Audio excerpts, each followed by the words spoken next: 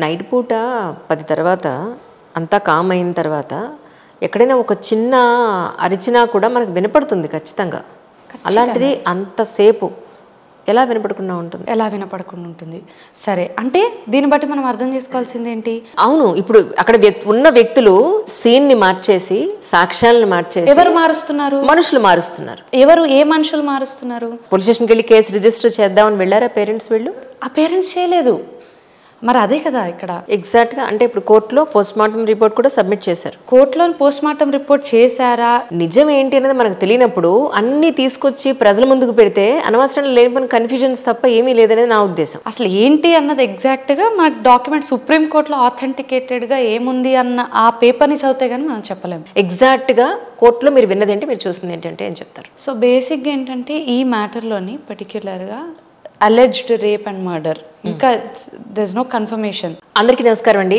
గత వారం 10 రోజులుగా మనంతా కూడా ఇటు ప్రింట్ మీడియాలోను, ఎలక్ట్రానిక్ మీడియాలోను, సోషల్ మీడియాలోను కూడా చూస్తున్న కరెంట్ మెయిన్ ఇంపార్టెంట్ పాయింట్ ఏంటి అని అంటే, కల్కటాలో జరిగిన ఒక డాక్టర్ రేప్ అండ్ మర్డర్ అని ఈ కేసు గురించి మనం అంతా కూడా చిలవలు పలవలుగా ప్రతి ఛానల్లోనూ ఎవరు తెలుసున్నది తెలియంది ఎంత వీలైతే ఎంత చెప్తూనే ఉన్నారు. బట్ నా ఉద్దేశం ఏంటంటే, మనకు తెలిసిన ఇన్ఫర్మేషన్ ఎంతవరకు అలాట ఇలాట అన్నీ టాలే. బట్ నిజంగా ఏం జరిగింది అనేది ఇంతవరకు ఎవరికీ తెలియదు. ఆ పాయింట్ ఆఫ్ వ్యూలోనే ఈరోజు మనతో పాటు అడ్వకేట్ రాజేశ్వరి గారు ఉన్నారు. ఎందుకంటే ఆ కేసు మొట్టమొదటి రోజున సుప్రీంకోర్టులో ఢిల్లీలో జరిగిన రోజున రాజేశ్వరి గారు కూడా కోర్టులోనే ఉన్నారు. అసలు ఏం జరిగింది అనేది తనకు తెలిసిన ఇన్ఫర్మేషన్ని మనందరికీ పంచుకోవడం కోసం రావడం జరిగింది. అందుకే ఇన్ఫర్మేషన్ మనందరం కూడా విందాం. మీ పాయింట్స్, నా పాయింట్స్ కూడా రాసుకున్నాను. అలాగే తను పూర్తి ఇన్ఫర్మేషన్ ఇవ్వడానికి రెడీగా ఉన్నారు. ముందైతే రాజేశ్వరి గారికి వెల్కమ్ చెప్పేద్దాం. రాజేశ్వరి గారు నమస్కారం అండి. నమస్తే అమ్మ. చాలా సంతోషం బట్ మీరు రావడం. బట్ ఈ టాపిక్ మీద మాట్లాడుకోవడం నిజంగా చాలా బాధాకరంగా ఉంది. చాలా పెయిన్ఫుల్ థింగ్ అది. యాక్చువల్లీ మీకు తెలిసిన ఇన్ఫర్మేషన్ ఏంటి? ఆ రోజు మొట్టమొదటి రోజున ఢిల్లీలో ఆ కేసు వచ్చిన రోజు మీరు కోర్టులోనే ఉన్నారు కాబట్టి నేను మిమ్మల్ని అడగడం జరుగుతుంది. ఎగ్జాక్ట్గా కోర్టులో మీరు విన్నది ఏంటి, మీరు చూసింది ఏంటంటే ఏం చెప్తారు? ఆ రోజు పర్టిక్యులర్గా 20th ఆగస్ట్ రోజు నేను కోర్టులోనే ఉన్నాను. సుప్రీంకోర్టులోనే మా వేరే మ్యాటర్స్ ఉంటే ఆ కోర్టులోనే ఉండి, ఈ కోర్టులో కూడా మధ్యలో వెళ్తూ అటెండ్ అవుతూ ఏం జరుగుతుంది అని అప్డేట్ వింటూ ఉండినాను. తర్వాత నైట్కి మాకు ఫైల్స్ అనేవి అప్లోడ్ అవుతుంటాయి. So that is how I could have the access towards the issue అన్నట్టు. ఫైల్ నాకు చదివే అవకాశం దొరికింది. ఎగ్జాక్ట్లీ. సో బేసిక్గా ఏంటంటే ఈ మ్యాటర్లోని పర్టిక్యులర్గా అలెజ్డ్ రేప్ అండ్ మర్డర్, ఇంకా there is no confirmation. Rape జరిగిందని కన్ఫర్మేషన్ లేదు. యాక్చువల్లీ రేప్ కానివ్వండి, మర్డర్ కానివ్వండి, కన్ఫర్మ్డ్ అని చెప్పట్లేదు, అలెజ్డ్ అంటున్నారు. అందుకే okay. So alleged rape and the title of the entire case is also known as alleged rape and murder of trainee doctor. అంటే ఒక ఊహ మాత్రమే అనా? ఊహ అని కాదు, ఇంకా కన్ఫర్మేషన్ లేదు అని. ఓకే. ఇంకా డౌట్ ఏంటి అన్నది తెలీదు. రైట్. ఉట్టి మర్డర్ అయిందా, లేదా రేప్ అయిందా, లేదా రేప్ అండ్ మర్డర్ అయిందా, రేపు వల్ల మర్డర్ అయిందా, ఏంటి అన్నది ఇంకా తెలియదు. ఒక క్లారిటీ లేదు. అందుకే అలెజ్డ్ అంటున్నారు. Alleged rape and murder case అనే ఒక టైటిల్ తోని రిట్ అన్నది వేయడం జరిగింది అన్నట్టు. సో దాని గురించి ఆ రోజంతా ప్రొసీడింగ్స్, ఇటు తరఫు న్యాయవాదులు అటు తరఫు న్యాయవాదులు అందరు హాజరవ్వడం, సిజే గారి కోర్టులోని ఫస్ట్ కోర్టులోని ఆ రోజంతా ఆర్గ్యుమెంట్స్ అవ్వడం అదంతా జరిగింది. సో నేను ఫైల్ని చదివినాక నాకు వచ్చినటువంటి ఇన్ఫరెన్సెస్ కానివ్వండి, లేదా నాకు వచ్చినటువంటి డౌట్స్ కానివ్వండి, నాకు వచ్చినటువంటి క్లారిటీ కానివ్వండి, నాకున్న లిమిటెడ్ నాలెడ్జ్తోని, నా అప్లికేషన్ ఆఫ్ మైండ్తోని, లేదా మా పేరెంట్స్తో డిస్కస్ చేసినప్పుడు నాకు వచ్చినటువంటి ఇన్ఫర్మేషన్ ఏంటి అన్నది నేను షేర్ చేస్తాను. ఎందుకంటే నేను చాలా ఛానల్స్లోని చూశాను, చాలా ఎంతో మంది మాట్లాడేస్తున్నారు, ఇలా జరిగిపోయింది, అలా జరిగిపోయింది, అసలు ఇది ఇలా ఎందుకు జరగలేదు, ఇది ఎందుకు చూడలేదు, ఇప్పటివరకు ఏం చేస్తారు, అవన్నీ మాట్లాడుకోవడానికి బాగానే ఉంటాయి. కానీ నిజం ఏంటి అనేది మనకు తెలియనప్పుడు అన్ని తీసుకొచ్చి ప్రజల ముందుకు పెడితే అనవసరంగా లేని కన్ఫ్యూజన్స్ తప్ప ఏమీ లేదనేది నా ఉద్దేశం. అసలు ఏంటి అన్నది ఎగ్జాక్ట్గా మన డాక్యుమెంట్ సుప్రీంకోర్టులో ఆథెంటికేటెడ్గా ఏముంది అన్న ఆ పేపర్ని చదివితే కానీ మనం చెప్పలేము. ఎగ్జాక్ట్. సో అందులో ఉన్న విషయాలు ఏంటంటే, అవేర్మెంట్స్ ఆఫ్ ది పేరెంట్స్, అంటే వాళ్ళు రిట్ వేశారు ఏమని ఈ స్టేట్ పోలీస్ వారు కానివ్వండి వీరంతా ఎవిడెన్స్ తప్పుదోవ పట్టించేటటువంటి అవకాశం ఉంది, దయచేసి మీరు ఇంకొక ఇండిపెండెంట్ ఏజెన్సీకి ఇవ్వండి ఈ మ్యాటర్ని, సో దట్ న్యాయం జరిగేటటువంటి అవకాశం ఉంది, ఎవిడెన్స్ ట్యాంపర్ అయ్యేటటువంటి అవకాశం లేకుండా మీరు కాపాడండి అనేటటువంటిది ఒకటి. యాక్చువల్గా దీనికంటే ముందు Supreme Court has taken suo motu, very few cases కదా, very rarest of the rarest కేసెస్లో అవుతూ ఉంటుంది ఇట్లా. సో తర్వాత they were advised, parents were advised to file a writ. ఆ రిట్ అనేది దాఖలు అవ్వడం జరిగింది. అందులోని సిబిఐకి దీన్ని హ్యాండ్ ఓవర్ చేయాలి అని చెప్పడం జరిగింది. ఆ పర్టిక్యులర్ డాక్యుమెంట్ని నేను చదివాను.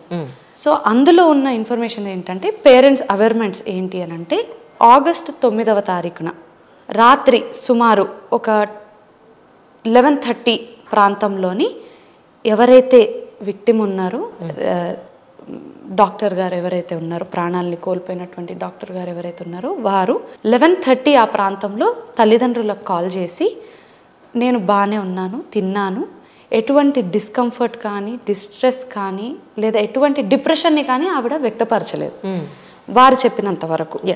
సో ఎటువంటి డిప్రెషన్, డిస్ట్రెస్ ఆర్ డిస్కంఫర్ట్ ఈ పదాలనే వాడారు కోర్టు ఇదిలోని, ఆ పేపర్స్లోని. నేను ఎగ్జాక్ట్ వర్డ్స్ని యూజ్ చేస్తున్నాను. కరెక్ట్. సో ఎటువంటివి లేవు అని అంటే దీన్ని బట్టి మనం ఒక సింపుల్ విషయం అర్థం చేసుకోవచ్చు, 10:30 బతికే ఉన్నారు అని. So it is very evident ఆవిడ బతికే ఉన్నారు 11:30 కూడా. సరే, అది అయిపోయాక around next day morning 10 o'clock August 2024లోని 10:53 ఆ ప్రాంతంలోని, సుమారుగా ఆ ప్రాంతంలోని హాస్పిటల్ నుంచి ఒక కాల్ వచ్చింది, మీ అమ్మాయికి ఒంట్లో బాగాలేదు అని. ఓహో, సరే, ఓకే, బాగానే ఉంది. అక్కడ నుంచి 22 minutes తర్వాత, అంటే సుమారు 11:20 లోపు ఆ ప్రాంతం లోపు మళ్ళీ తల్లిదండ్రులకు ఇంకో కాల్ వచ్చింది, మీ అమ్మాయి సూసైడ్ చేసుకుంది అని. సో ఇక్కడ వరకు క్లియర్. ఫస్ట్ ఏమో బాగాలేదు, తర్వాత ఏమో సూసైడ్. ఇది పేరెంట్స్ చెప్తున్నటువంటి విషయం. సరే, ఇంతలోని ఏమైందంటే ఇమీడియట్గా ఈ పేరెంట్స్ 1 గంట కల్లా ఆగస్ట్ 10th 2024 రోజు 1 గంట కల్లా హాస్పిటల్కి రీచ్ అవ్వడం జరిగింది, సీన్ ఆఫ్ అఫెన్స్ దగ్గరికి. 1 గంట నుంచి 3 వరకు పేరెంట్స్ని లోపలికి అలౌ చేయలేదు. సో అక్కడ ఇంక్వెస్ట్ అవుతుందనో, లేదా అక్కడ ఒక మాబ్ లించింగ్ పెద్ద హడావిడి జరుగుతుందనో, లేదా అక్కడ డాక్టర్స్ ఎగ్జామినేషన్ జరుగుతుందనో ఏంటి అన్నది రీజన్ తెలియదు. 3 కూడా సీఎం గారు కమిషనర్ గారికి ఒక ఆర్డర్ని పాస్ చేసి వాళ్ళకి యాక్సెస్ ఇవ్వండి, వాళ్ళ డాటర్ని లోపల చూడడానికి అలౌ చేయండి అని చెప్పినప్పుడు 3 o'clockకి వీళ్ళని లోపలికి పంపించారు అని వీళ్ళు చెప్తున్నారు, తల్లిదండ్రులు, విక్టిమ్ యొక్క తల్లిదండ్రులు. సరే, అది కూడా అయిపోయింది. తల్లిదండ్రులు ఆ బాడీని చూశాక అరౌండ్ 3 o'clock ఏమో వాళ్ళు చూశారు, చూసి బయటకు వచ్చారు. ఇంకా వాళ్ళు మీడియాలోని ఆ ఎమోషన్స్ని ఎక్స్ప్రెస్ చేశారు, ఆ బాధని, ఆ వేదనని ఎక్స్ప్రెస్ చేశారు బాడీని చూసిన ఆ క్షణం. అదంతా అయిపోయింది. అయిపోయాక 6:30 నుండి 7:30 వరకు ఈ గ్యాప్ లోపల పోస్ట్ మార్టం చేశారు.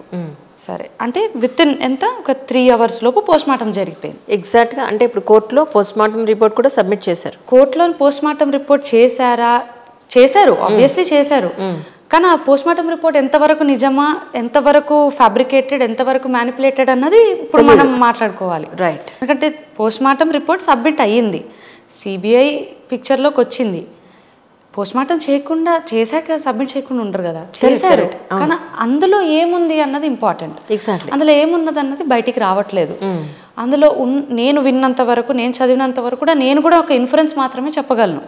ఎందుకంటే the matter is in sub judice, కోర్టులో పెండింగ్ ఉండగా we cannot come to any conclusions. Court by itself has to come to a conclusion. కానీ we can draw some inferences. మనం విన్న దాని నుంచి, చదివిన దాని నుంచి మాత్రం కొన్ని మనం చెప్పగలం. So what ever it is, 6:10 నుంచి 7:10 PM లోపు పోస్ట్ మార్టం జరిగింది అని చెప్తున్నారు. పోస్ట్ మార్టం జరిగాక ఒక యూడి కేసు అన్నది రిజిస్టర్ అవ్వడం జరిగింది. యూడి అంటే unnatural death. Okay. Unnatural death can be in various cases. It could be suicide, it could be by an influence of an animal, it could be by a machinery, అంటే ఏదన్నా మీద పడి జరగచ్చు, ఏ విధంగానైనా జరగచ్చు. దాన్ని అన్యాచురల్ డెత్ అంటారు. So unnatural death case అని రిజిస్టర్ అవ్వడం జరిగింది.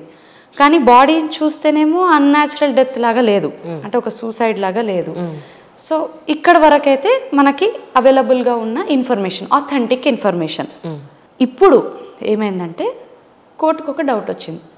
ఇంత ఆనరబుల్ సుప్రీం కోర్ట్ అడిగిన ప్రశ్న, ఇన్ని రోజులైంది, ఇంత హీనియస్ క్రైమ్ అయింది, it is very logical that చూస్తే అది సూసైడ్ కాదు అని చెప్పగలిగేంత లాజికల్గా అంత ఈజీగా అర్థమవుతుంది, ఆ డెత్ అంతా విజిబుల్గా ఉంది. ఎస్.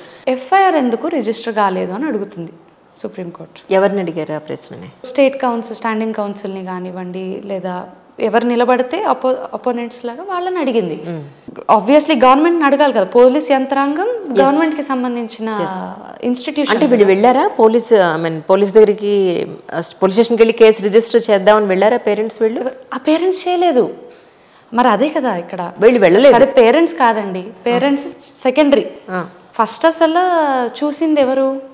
కాలేజ్ కదా చూసింది. అవును, కాలేజ్ వాళ్ళకి సంబంధించిన విషయం కదా, కాలేజ్ కదా ఎఫ్ఐఆర్ రిజిస్టర్ చేయాలి. సరే పేరెంట్స్ ఏదో హడావిడిలో ఉన్నారు అనుకుందాం, వాళ్ళ షాక్ లో ఉన్నారు, బయటికి రాలేదు, సరే వాళ్ళని పక్కన పెట్టేద్దాం. ఈధర్ ప్రిన్సిపల్ చేయాలి, లేదా మేనేజ్మెంట్ ఆఫ్ ది హాస్పిటల్ చేయాలి, లేదా అక్కడ ఇంక్వెస్ట్కి వచ్చిన పోలీస్ ఆఫీసర్స్ అన్న కాగ్నిజెన్స్ తీసుకోవాలి కదా. ఇది అసలు సూసైడ్ లాగా లేదు, న్యాచురల్ డెత్ లాగా లేదు. సో ఈధర్ పోలీస్ వారన్నా చేయాలి, కాగ్నిజెన్స్ తీసుకొని ఎఫ్ఐఆర్ని రిజిస్టర్ చేయాలి, లేదా ఇంక్వెస్ట్కి వచ్చినటువంటి మ్యాజిస్ట్రేట్లన్నా చేయాలి, లేదా అక్కడ అది పరిశీలించడానికి వచ్చినటువంటి డాక్టర్స్ కన్నా అరే ఇది న్యాచురల్ డెత్ లాగా లేదే, ఇదేదో డిఫరెంట్గా ఉంది అని వారన్నా కాగ్నిజెన్స్, ఎఫ్ఐఆర్ ఎవరన్నా రిజిస్టర్ చేయొచ్చు కదా. నెగ్లిజెన్సీ గుర్తుందో లేదో మన ఫస్ట్ వీడియోనే ఎఫ్ఐఆర్ గురించి. అవును అవును, మనం almost we spoke about 40 minutes ఆ వీడియోలోనే ఎఫ్ఐఆర్ అనే దాని యొక్క ఇంపార్టెన్స్ ఏంటి, ఒక్క ఎఫ్ఐఆర్ రిజిస్టర్ అయితేనే criminal law will set in to motion అని 100 సార్లు చెప్పాను. మొన్న కూడా క్రిమినల్ లాస్ గురించి చెప్పినప్పుడు కూడా నేను అదే చెప్పా, FIR is the key, it is the vehicle, అది పెడితే కానీ స్టార్ట్ కాదు క్రిమినల్ లా.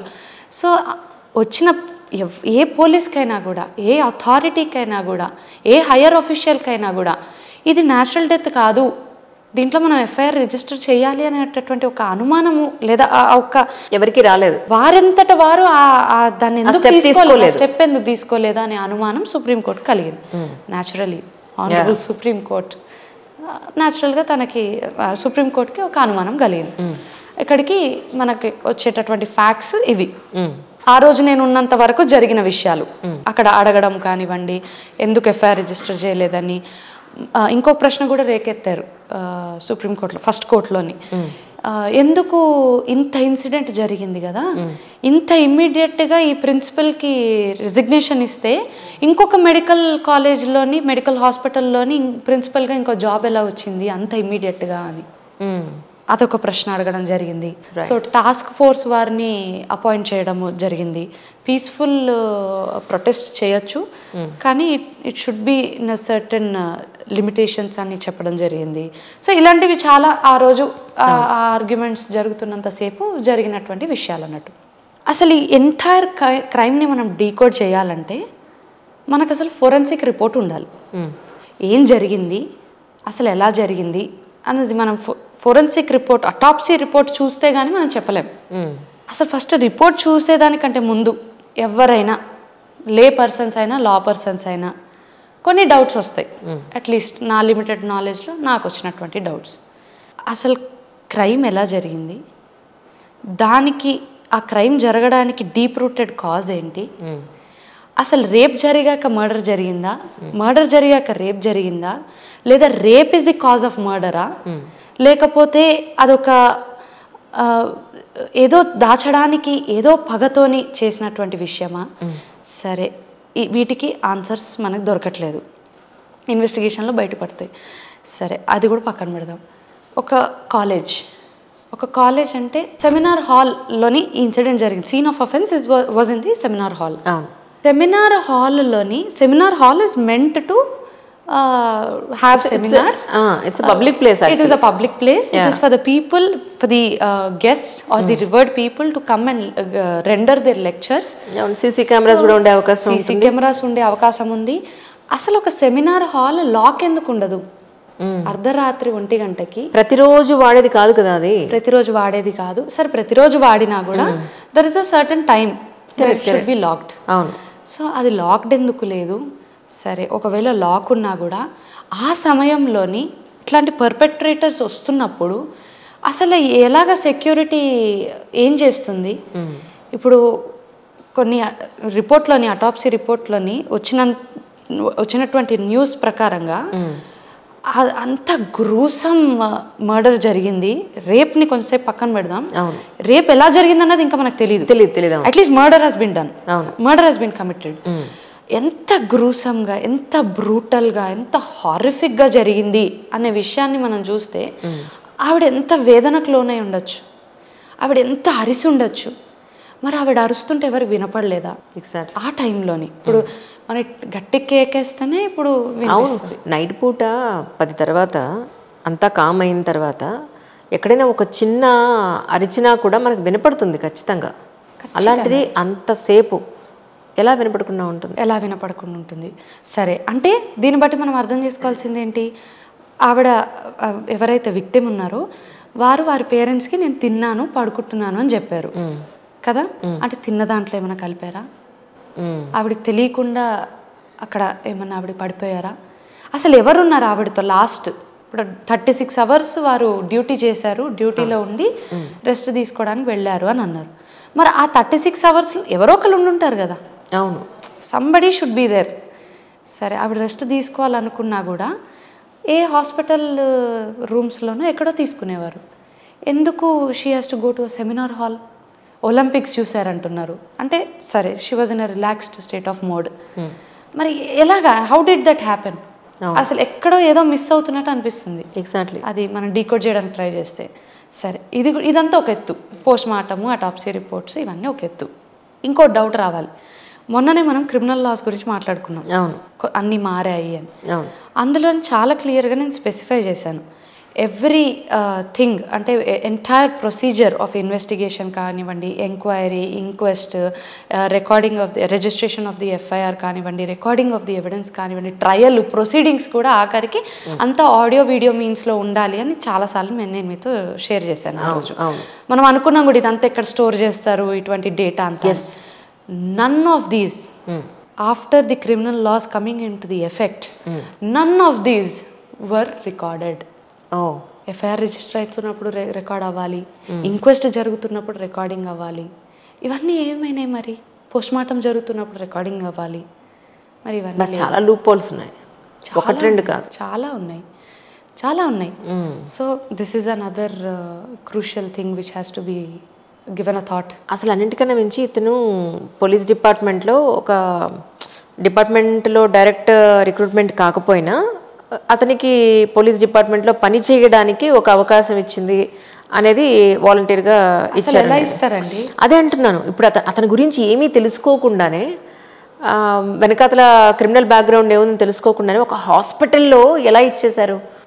అసలు చిన్న చెక్ డిజైనర్ జరిగితేనే అసలు ఆ మనిషిని మొత్తం ఇచ్చేసేసి వాళ్ళకి అసలు క్రిమినల్ కేసు వేసి ఫారెన్ వెళ్ళాలనుకున్నా కూడా ఎయిర్పోర్ట్లలో అరెస్ట్ చేసేటటువంటి పరిస్థితి, డొమెస్టిక్ వైలెన్స్లు అవి ఇవి.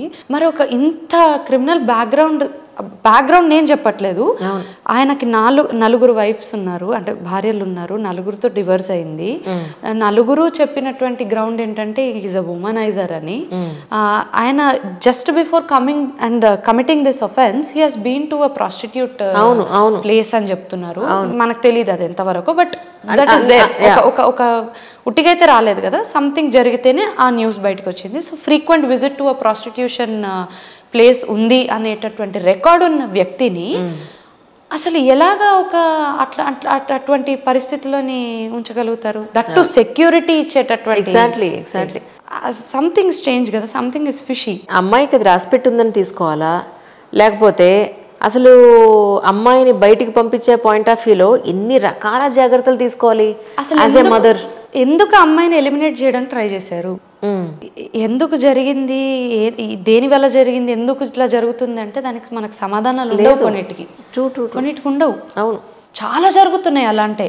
నిజం చెప్పాలంటే కొన్ని వెలుగులోకి వస్తాయి ఇలాంటి కేసులు, ఏవో నేషన్ని షేక్ చేసేటటువంటి కొన్ని కేసెస్ బయటకు వస్తాయి, కానీ కోర్టులో మేము చూస్తుంటాం కదా కొన్ని వందలు జరుగుతుంటాయి. ఇప్పుడు మనం ఈ మాట్లాడుకున్న అరగంటలోని ఎంతమంది రేప్ గురయ్యారో మనకు తెలియదు. ఇప్పుడు ఢిల్లీలో జరిగిన బస్లో జరిగిన రేప్ కేసు మనం తీసుకుంటే ఇప్పుడు అమ్మాయిని అలా చేయడంతో పాటు ఇంటర్నల్ పార్ట్స్లో వాళ్ళు చాలా అబ్యూస్ ఫారెన్ ఆబ్జెక్ట్స్ ని చేశారు. అంటే అక్కడ క్లియర్గా అర్థమవుతుంది ఏంటంటే వాడి ఇంటెన్స్ ఎలా ఉంది, సైకోపాథిక్ నేచర్, ఎగ్జాక్ట్లీ.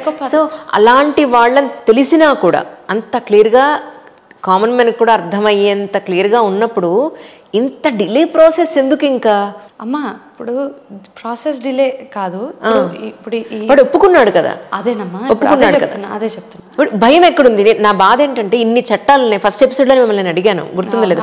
ఇన్ని చట్టాలు ఉన్నాయి, ఇంత పకడ్బందీగా ఉంది అని అంటున్నాం కదా, మరి ఎందుకు ఆగట్లేదు అమ్మాయిల మీద ఇంత అక్రమ దారుణాలు ఎందుకు ఆగట్లేదు? అదే చెప్తా, భయం లేదు మనుషుల్లో.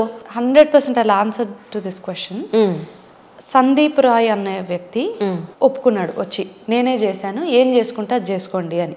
ఎగ్జాక్ట్లీ. ఒక వ్యక్తిని చేయగలడా మీరు చెప్పండి? ఒక వ్యక్తి చేయలేడు. అక్కడ కూడా మళ్ళీ పెద్ద క్వశ్చన్ మార్కే. ఒక్క నిమిషం, ఒక వ్యక్తి చేయలేడు. అసలు ఈయననే నిజంగా చేశాడని గ్యారంటీ ఉందా? అది కూడా గ్యారంటీ లేదు. సరే, ఎవరినో తప్పించడానికి ఈయన వచ్చి నేనే ఇవన్నీ చేశాను అని అంటుండొచ్చు. సరే, ఈ అవుట్రేజ్ లోని మనం ఏదో చెయ్యాలి అనే ఒక కోపంలోని ఈ యొక్క ఎమోషన్స్ లోని అసలైన కల్ప్రిట్స్ ని, అసలైన క్రిమినల్స్ ని తప్పించాలా? తప్పించలేం కదా. ఇప్పుడు ఈవెన్ దిశ యొక్క కేసులో కూడా జరిగింది అదే. ఈ రోజుకి కూడా వాళ్ళేనా క్రిమినల్స్, వాళ్ళేనా కల్ప్రిట్స్, వాళ్ళేనా అఫెండర్స్ అన్నది అసలు మనకు తెలీదు. యాక్చువల్లీ సీసీ కెమెరా వీడియోస్ ఉన్నాయి, ఫుటేజ్ ఉంది, మనకు తెలియదమ్మా. వాళ్ళేనా డిపార్ట్మెంట్ వాళ్ళే చెప్పారు, ఫేస్ కవర్ చేశారు, సీన్ రీకన్స్ట్రక్షన్ అని చెప్పి తీసుకెళ్లారు, ఫేస్ కవర్ చేశారు, బాడీస్ ని మనకి మీడియాలోని వచ్చినాయి, ఏది ఫొటోస్ అన్ని వచ్చాయి. వాళ్ళేనా అని మనకి ఎలా తెలుస్తుంది? ఎన్నో జరుగుతాయి ఇలాంటి. నిజానికి చట్టంలో ఇప్పుడు నిజంగానే ఇప్పుడు నేనే ఉన్నాను, ఇప్పుడు నేను ఈ ఆఫీస్లో ఏదో దొంగతనం చేశాను, సీసీ కెమెరాలో పట్టుబడ్డాను, డిపార్ట్మెంట్ వాళ్ళు అరెస్ట్ చేయడానికి వచ్చినప్పుడు ఇదిగో ఈ అమ్మాయి ఈ తప్పు చేసింది, ఇదిగో ప్రూఫ్, ఇదిగో అరెస్ట్ దిశ కేసులో కూడా ఎవరైనా కూడా, దిశ కేసులో కూడా ఆ అమ్మాయిని లారీలోకి లాక్కెళ్ళడం, సగం బాడీని కాల్చడం, ఇదంతా కూడా సీసీ కెమెరా ఫుటేజ్ లో చాలా వరకు దొరికింది అని అన్నారు. ఎక్కడా కూడా దాన్ని బయటకు తీసుకురాలేదు. అంటే చట్ట ప్రకారం అలాంటి వీడియోలు బయటకు రాకూడదు. ఇస్ ఇట్ ట్రూ రాకూడదు. విక్టిమ్ యొక్క పేరు రాకూడదు, విక్టిమ్కి యొక్క ఇన్ఫర్మేషన్, అడ్రస్ కానివ్వండి, ఇవన్నీ రాకూడదు. అన్నిటికంటే చెప్తాను విక్టిమే కాదు, ఎవరైతే కమిట్ చేసిన అఫెన్స్ చేసినటువంటి వ్యక్తి యొక్క మీడియాలో కూడా వారి ఫేస్ని రివీల్ చేయడం తప్పండి. ఎందుకంటే క్రిమినల్ జూరిస్ప్రుడెన్స్లోని కొన్ని స్టెప్స్ ఉంటాయి. టెస్ట్ ఐడెంటిఫికేషన్ పరేడ్ అని, లేకపోతే కొన్ని ఉంటాయి. ఏంటంటే టెస్ట్ ఐడెంటిఫికేషన్ పరేడ్ అంటే ఏంటంటే అక్యూజ్ లాగానే కనిపించే కొంతమంది వ్యక్తుల్ని నిలబెడతారు విక్టిమ్ గుర్తుపట్టడానికి. కొన్ని కేసెస్లో మీడియాలోని ఇంత సర్క్యులేట్ అయితే నేను పదే మీ ముఖమే చూస్తూ ఉన్నాను అనుకోండి, మీలాంటి వారిని ఇంకొక నలుగురిని పెట్టారనుకోండి, నేను గుర్తుపట్టలేను.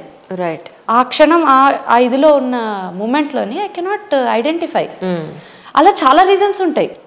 ఇంకొకటి ఏంటి, ఒక వ్యక్తి గిల్టీ అని ప్రూవ్ అవ్వనంత వరకు ఆ వ్యక్తి తప్పు చేశాడని మనం చెప్పలేము. ఇలాంటి చాలా రీజన్స్ ఉన్నాయి క్రిమినల్ జూరిస్ప్రుడెన్స్లో, చాలా. ఇప్పుడు మీ అడ్వకేట్లు, జడ్జిలు ఇంత చెప్తున్నారు. లాస్ట్ టైము ఒక కాలేజ్లో ఒక అతన్ని అమ్మాయినిదో మర్డర్ చేశాడని చెప్పని అరెస్ట్ చేశారు. నాకు పేరు గుర్తులేదు, సమ్ బాబు. చచ్చేలా కుట్టారు. 10 ఏళ్ళు ఉన్నాడు జైల్లో. 10 ఏళ్ల తర్వాత తెలిసింది ఏంటంటే అతనికి ఆ మర్డర్కి అసలు సంబంధమే లేదు, కాలేజ్ మేనేజ్మెంట్ చేసింది ఇదంతా అని చెప్పని.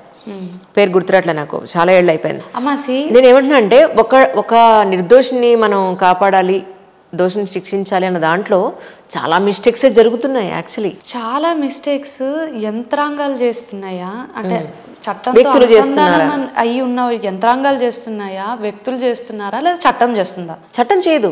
అది ఫస్ట్ మనకు క్లారిటీ కావాలి. కరెక్ట్. చట్టం చాలా క్లియర్గా చెప్పింది. ఇప్పుడు ఈ రేప్ జరిగితే ఇది శిక్ష, ఈ మర్డర్ జరిగితే ఇది శిక్ష. ఇప్పుడు డెత్ కంటే స్ట్రింజెంట్ ఏం చేయగలుగుతారు? అవును, ఇప్పుడు అక్కడ ఉన్న వ్యక్తులు సీన్ ని మార్చేసి, సాక్ష్యాలను మార్చేసి, ఎవరు మారుస్తున్నారు? మనుషులు మారుస్తున్నారు. ఎవరు? ఏ మనుషులు మారుస్తున్నారు? ఎవరైతే ఆ కేసులో ఇన్వాల్వ్ అయ్యి ఉన్నారో, పోలీస్ కానివ్వండి, లేదా ఆ క్రైమ్లోని పాల్పడే వాళ్ళు కానివ్వండి, వీళ్ళు కదా మారుస్తున్నారు. ఎంత ఎంత భయంకరమైన క్రైమ్ జరిగినా ఎఫ్ఐఆర్లో కరెక్ట్ సెక్షన్స్ లేకపోతే ఎఫ్ఐఆర్ కానివ్వండి, ఛార్జ్ షీట్ కానివ్వండి క్వాష్ అయిపోతుంది. లా కరెక్ట్గా లేకపోతే ఇట్ విల్ బి క్వాష్డ్. అంటే ఎవరికి అవగాహన కావాలి, ఈ సెక్షన్ని ఇలాగ నమోదు చేయాలి, ఇది ఈ పలానాది జరిగితే ఈ సెక్షన్ కింద పడుతుంది అని ప్రజలకి అవగాహన ఉండాలి. ఈ చట్టంతో అనుసంధానమై పనిచేసే పోలీసులు కానివ్వండి, అడ్వకేట్లు కానివ్వండి, లేదా ఏ యంత్రాంగ పొలిటీషియన్స్ కానీ ఎవరైనా వాళ్ళకి అవగాహన ఉండాలి. నేను అదే చెప్పేది. లీగల్ అవేర్నెస్, ఈ డెమోక్రటిక్ కంట్రీలో లీగల్ అవేర్నెస్ అన్నదే చాలా important. It is high time of intaking of consuming the entertainment industry యొక్క ఇన్ఫర్మేషన్. చాలు, వీ హ్యాడ్ ఇనఫ్. ఉండాలి ఉండాలి అన్నీ ఉండాలి, కానీ మెజారిటీ లీగల్ అవేర్నెస్. ఒక క్రైమ్ జరిగాక వచ్చేసి చట్టాలు ఏం చేస్తున్నాయి, ఏంటి ఇదంతా, ఎవరు మాకు రక్షణ లేదు కాదు మాట్లాడడం. మనం కూడా ఒక అంతర్భాగం అవుతాం అప్పుడు ఆ క్రైమ్లో. చట్టం పైన అవగాహన ఎక్కడుంది? ఎన్నో క్రైమ్స్ అవుతున్నాయమ్మా. ఇప్పుడు సింపుల్గా చెప్తాను మేడం, ఎందరో ట్రైబల్స్ని, downtrodden sections of the community of the వాళ్ళని చాలా అన్ఎక్స్పెక్టెడ్గా, అంటే చాలా దారుణంగా ఇరికిస్తారు. ఎవరో చేసిన క్రైమ్కి ఎవరో శిక్షలు పొందుతారు. చాలా ఉన్నాయి సిస్టంలో లోపాలు. అవన్నీ ఎవరు తీయాలి? సుప్రీంకోర్టు ప్రతి పోలీస్ స్టేషన్కి వెళ్ళి చూడలేదు కదా. ప్రతి మనిషి వెనక ఇప్పుడు మీరు ఉన్నారు, నేనున్నాను, మనలా చాలా మంది ఉన్నారు. ప్రతి వాళ్ళతో పోలీసులు తిరగలేరు కదా, ప్రతి వాళ్ళకి రక్షణ ఇవ్వలేరు కదా. ఎవరు చేయాలి ఇది?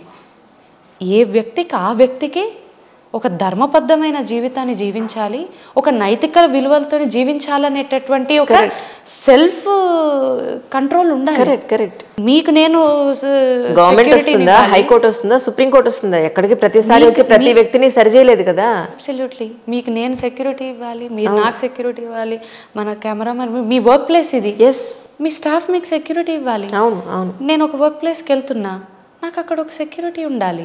నేను నా ఇంట్లో ఉంటున్నా, నా ఫ్యామిలీ నాకు సెక్యూరిటీ ఇవ్వాలి. నా సొసైటీ, నా సరౌండింగ్స్ ఎవరు ఇవ్వాలి సెక్యూరిటీ? ప్రతి ఒక్కరితో పోలీసు వాళ్ళు ఉంటే ఇంకా అయ్యేది కాదు. సొసైటీలోనే మార్పు రావాలి. కానీ ఇప్పుడు ఓకే రైట్, ఒక క్రైమ్ జరిగింది, ఒక ప్రాణం పోయింది, అంత కరెక్ట్.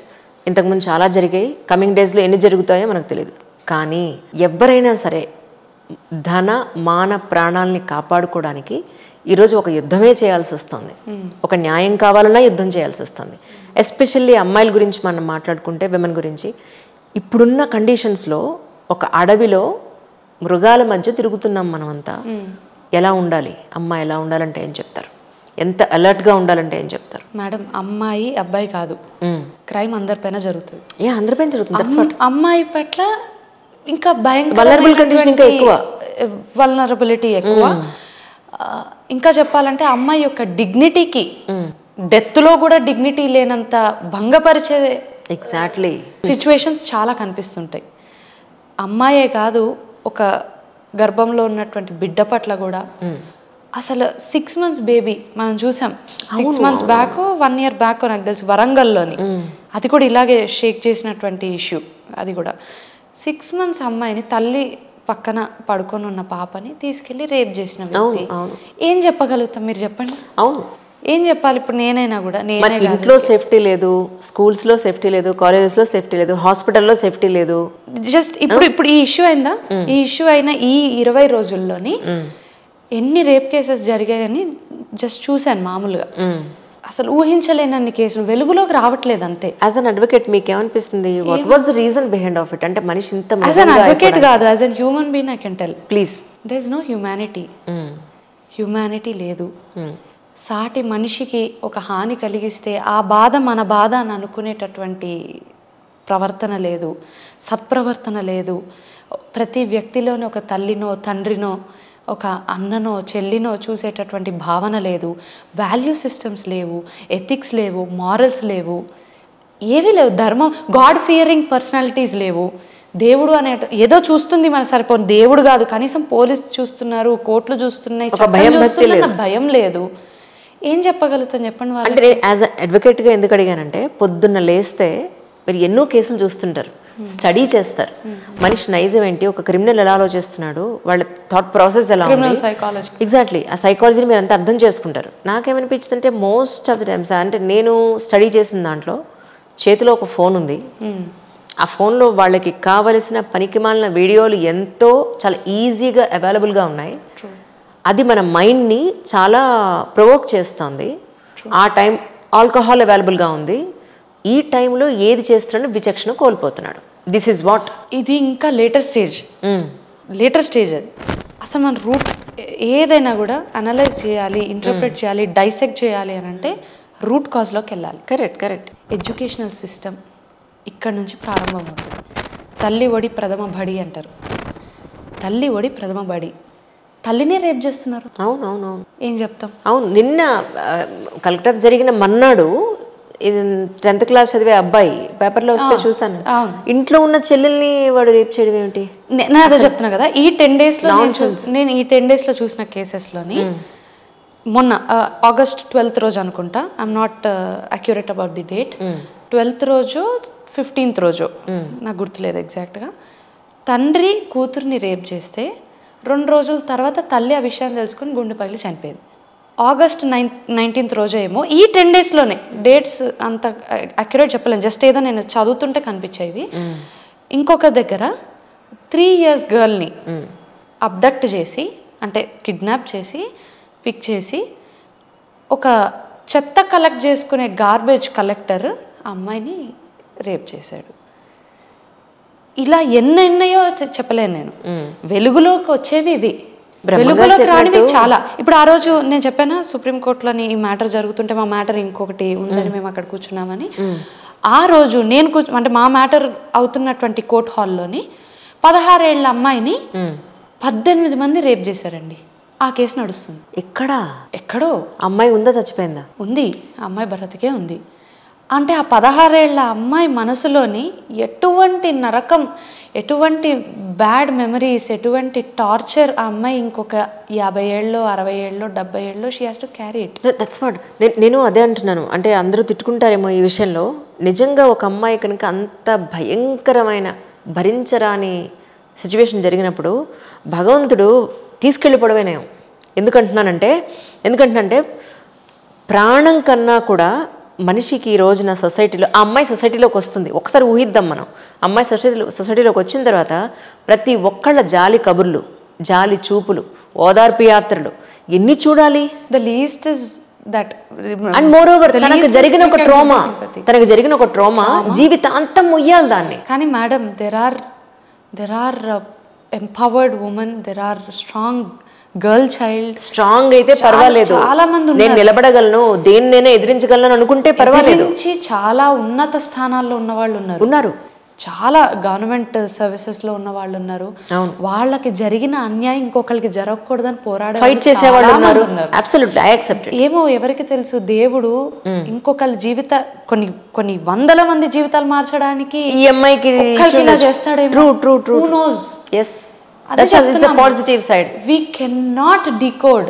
మనం దీనికి రీజన్స్ ఏంటంటే కొన్ని 100 ఉన్నాయి. ఇవి ఎలా ఆపుతామంటే కొన్ని 100 ఉన్నాయి. అసలు ఎందుకు ఇలా జరుగుతుంది అంటే మనం చెప్పలేము. దీనికి చాలా కారణాలు ఉన్నాయి. మాట్లాడుకుంటూ పోతే రేపు పొద్దున అవుతుంది. అవును, అంతున్నది. ఏమో బ్రహ్మంగారు నిన్న ఎవరో అంటున్నారు నాతోటి, బ్రహ్మంగారి కాలజ్ఞానంలో ఆయన చెప్పాట, వావి వరసలు ఉండవు, ఎవరి మీద ఎవరికి ఏమంటారు అభిమానం వాత్సల్యం లాంటివి ఉండవు, కామం మాత్రమే ఉంటుంది అని. అసలు ఇది చూస్తుంటే భయం వేస్తుంది నిజంగా. మీరు అన్నారు women are put in to vulnerable places and positions అని. రేప్ అన్నది కన్సెంట్ లేకుండా, లేదా అయిష్టంతో, యాక్సెప్టెన్స్ లేకుండా, కోవర్షన్తో అంటే ఫోర్స్తో రకరకాలుగా డిఫైన్ చేశారు రేప్ని. కానీ చాలామంది అమ్మాయిలు ప్రేమించి మోసపోతున్నారు. ఈ కేసు కూడా చదివాను నేను ఈ 10 రోజుల్లోనే. ఒక వ్యక్తి అమ్మాయిని ప్రేమించి ఇలోప్ అవుదామని చెప్పి ఆ అబ్బాయిని నమ్మి వస్తే 6 ఫ్రెండ్స్తో రేప్ చేయించాడు. సరే, నేను ఇంకా ఒక మాట చెప్తా. రేప్ జరగలేదు, ఒక అమ్మాయి ఒక అబ్బాయిని నమ్మింది. She had consummation with him. వాళ్ళిద్దరి మధ్యన ఏదో ఫిజికల్ ఇంటిమసీ జరిగింది. అక్కడ ఫిజికల్ రేప్ కానట్టు ఆ అబ్బాయి ఏమన్నా మోసం చేస్తే ఆ అమ్మాయికి, that's not physical rape, it's emotional rape. Right. ఆ అమ్మాయి ఇంకా జీవితంలో అసలు she cannot move on, exactly. She cannot forget. Rape అన్నా నాకు ఇష్టం లేకుండా జరిగిపోయిందిరా బాబు అనే ఒక ఆలోచన రాగలుగుతుందేమో కానీ ఒక కన్సెంట్తో, ఒక ఇష్టంతో నమ్మిన వ్యక్తి మోసం చేసినప్పుడు అసలు ఆ అమ్మాయి ఇంకా అమ్మాయి తిట్టుకుంటుంది అంతే. అమ్మాయి విక్టిమ్ ప్లేస్లోనే పెట్టుకోగలుగుతుంది కానీ she cannot blame anybody. Correct. ఎందుకంటే అమ్మాయి ఫస్ట్ పేరెంట్స్ విషయంలోని సిన్సియారిటీ లేకపోవడము, లేకపోతే ఆమె ఎడ్యుకేషన్ పట్ల ఆమెకు సిన్సియారిటీ, ఎవరైనా ఉండొచ్చు, చిన్నపిల్లలు కూడా ఉండొచ్చు, ఎవరైనా ఉండొచ్చు, కానీ they are put in to such positions. అది వాళ్ళు ఇచ్చిన లీనియన్సే కదా. అవును అవును, వాళ్ళు ఇచ్చినటువంటి ఇదే కదా. అసలు పేరెంట్స్ కనేసి ఏదో వదిలేస్తూ ఉంటే వాళ్ళని అసలు మన పిల్లలు ఎలా ఉన్నారు, వాళ్ళు ఏం చేస్తున్నారు, వాళ్ళ ఫ్రెండ్షిప్స్ ఏంటి, అలవాట్లు ఏంటి, ఇంటికి ఎప్పుడు వస్తున్నారు, ఎక్కడెక్కడ తిరుగుతున్నారు, ఇదంతా అబ్జర్వ్ చేసుకునేంత నాలెడ్జ్ పేరెంట్స్కి లేకపోతే ఇలాంటి క్రిమినల్స్ తయారవడం ఎంతసేపు? టు అ సర్టన్ ఎక్స్టెంట్ మీరు అన్నది కరెక్ట్. పేరెంట్స్ అసలు వదిలేస్తున్నారు, నాలెడ్జ్ లేదు అని. అంటే అందరం చెప్పట్లేదు, అందరూ చెప్పట్లేదు. ఇలాంటి పరిస్థితుల్లో ఉన్న వాళ్ళ సంగతి వచ్చినప్పుడు ఇదంతా ఆలోచించాల్సి వస్తుంది. అక్కడికే వస్తున్నా. టు అ సర్టన్ ఎక్స్టెంట్ అది కరెక్టే, మీరు అన్నది ఖచ్చితంగా కరెక్ట్. ఎందుకంటే ఇప్పుడు ఉన్నటువంటి అప్బ్రింగింగ్ లోని పేరెంట్స్ కంప్లీట్ గా వదిలేస్తున్నారు, వాళ్ళ టైమే లేదు, ఎవరి పరుగు వాళ్ళదే ఉంది. కానీ గట్టిగా కాపాడుకుని అపురూపంగా చూసుకునే తల్లిదండ్రులు కూడా ఉన్నారు. అయినా పిల్లలు తప్పులు చేసే పిల్లలు ఉన్నారు, తప్పులు చెయ్యకుండా ఉండే పిల్లలు ఉన్నారు. అవును. ఎలా చెప్పనా, గాలే కలుషితమైతే ఈ రూములోనున్నంత వరకు మనం సేఫ్, బయటికి మనం వెళ్ళాక ఆ గాలి కలుషితమైతే ఆబ్వియస్గా ఆ పాయిజన్ గాలిని పీల్చుకున్నప్పుడు మనం చావాల్సిందే. అవును, చచ్చూరుకోవాలి. అంతే అంతే అంతే. అలాంటిదే ఇది కూడా. కరెక్ట్. చిన్న వయసు నుండే స్కూల్స్లో ఉన్నప్పటి నుండే పిల్లలకి డ్రగ్స్ని చాక్లెట్లలోని, బిస్కెట్స్లోని, లాలీపాప్స్లోని ఇంజెక్ట్ చేసి అమ్ముతున్నారు, వాళ్ళని అడిక్ట్ అయ్యేలా చేస్తున్నారు. సరే, ఒకప్పుడు ఆల్కహాలిజం ఒక పెద్ద ఇష్యూ. అవును. Now drugs.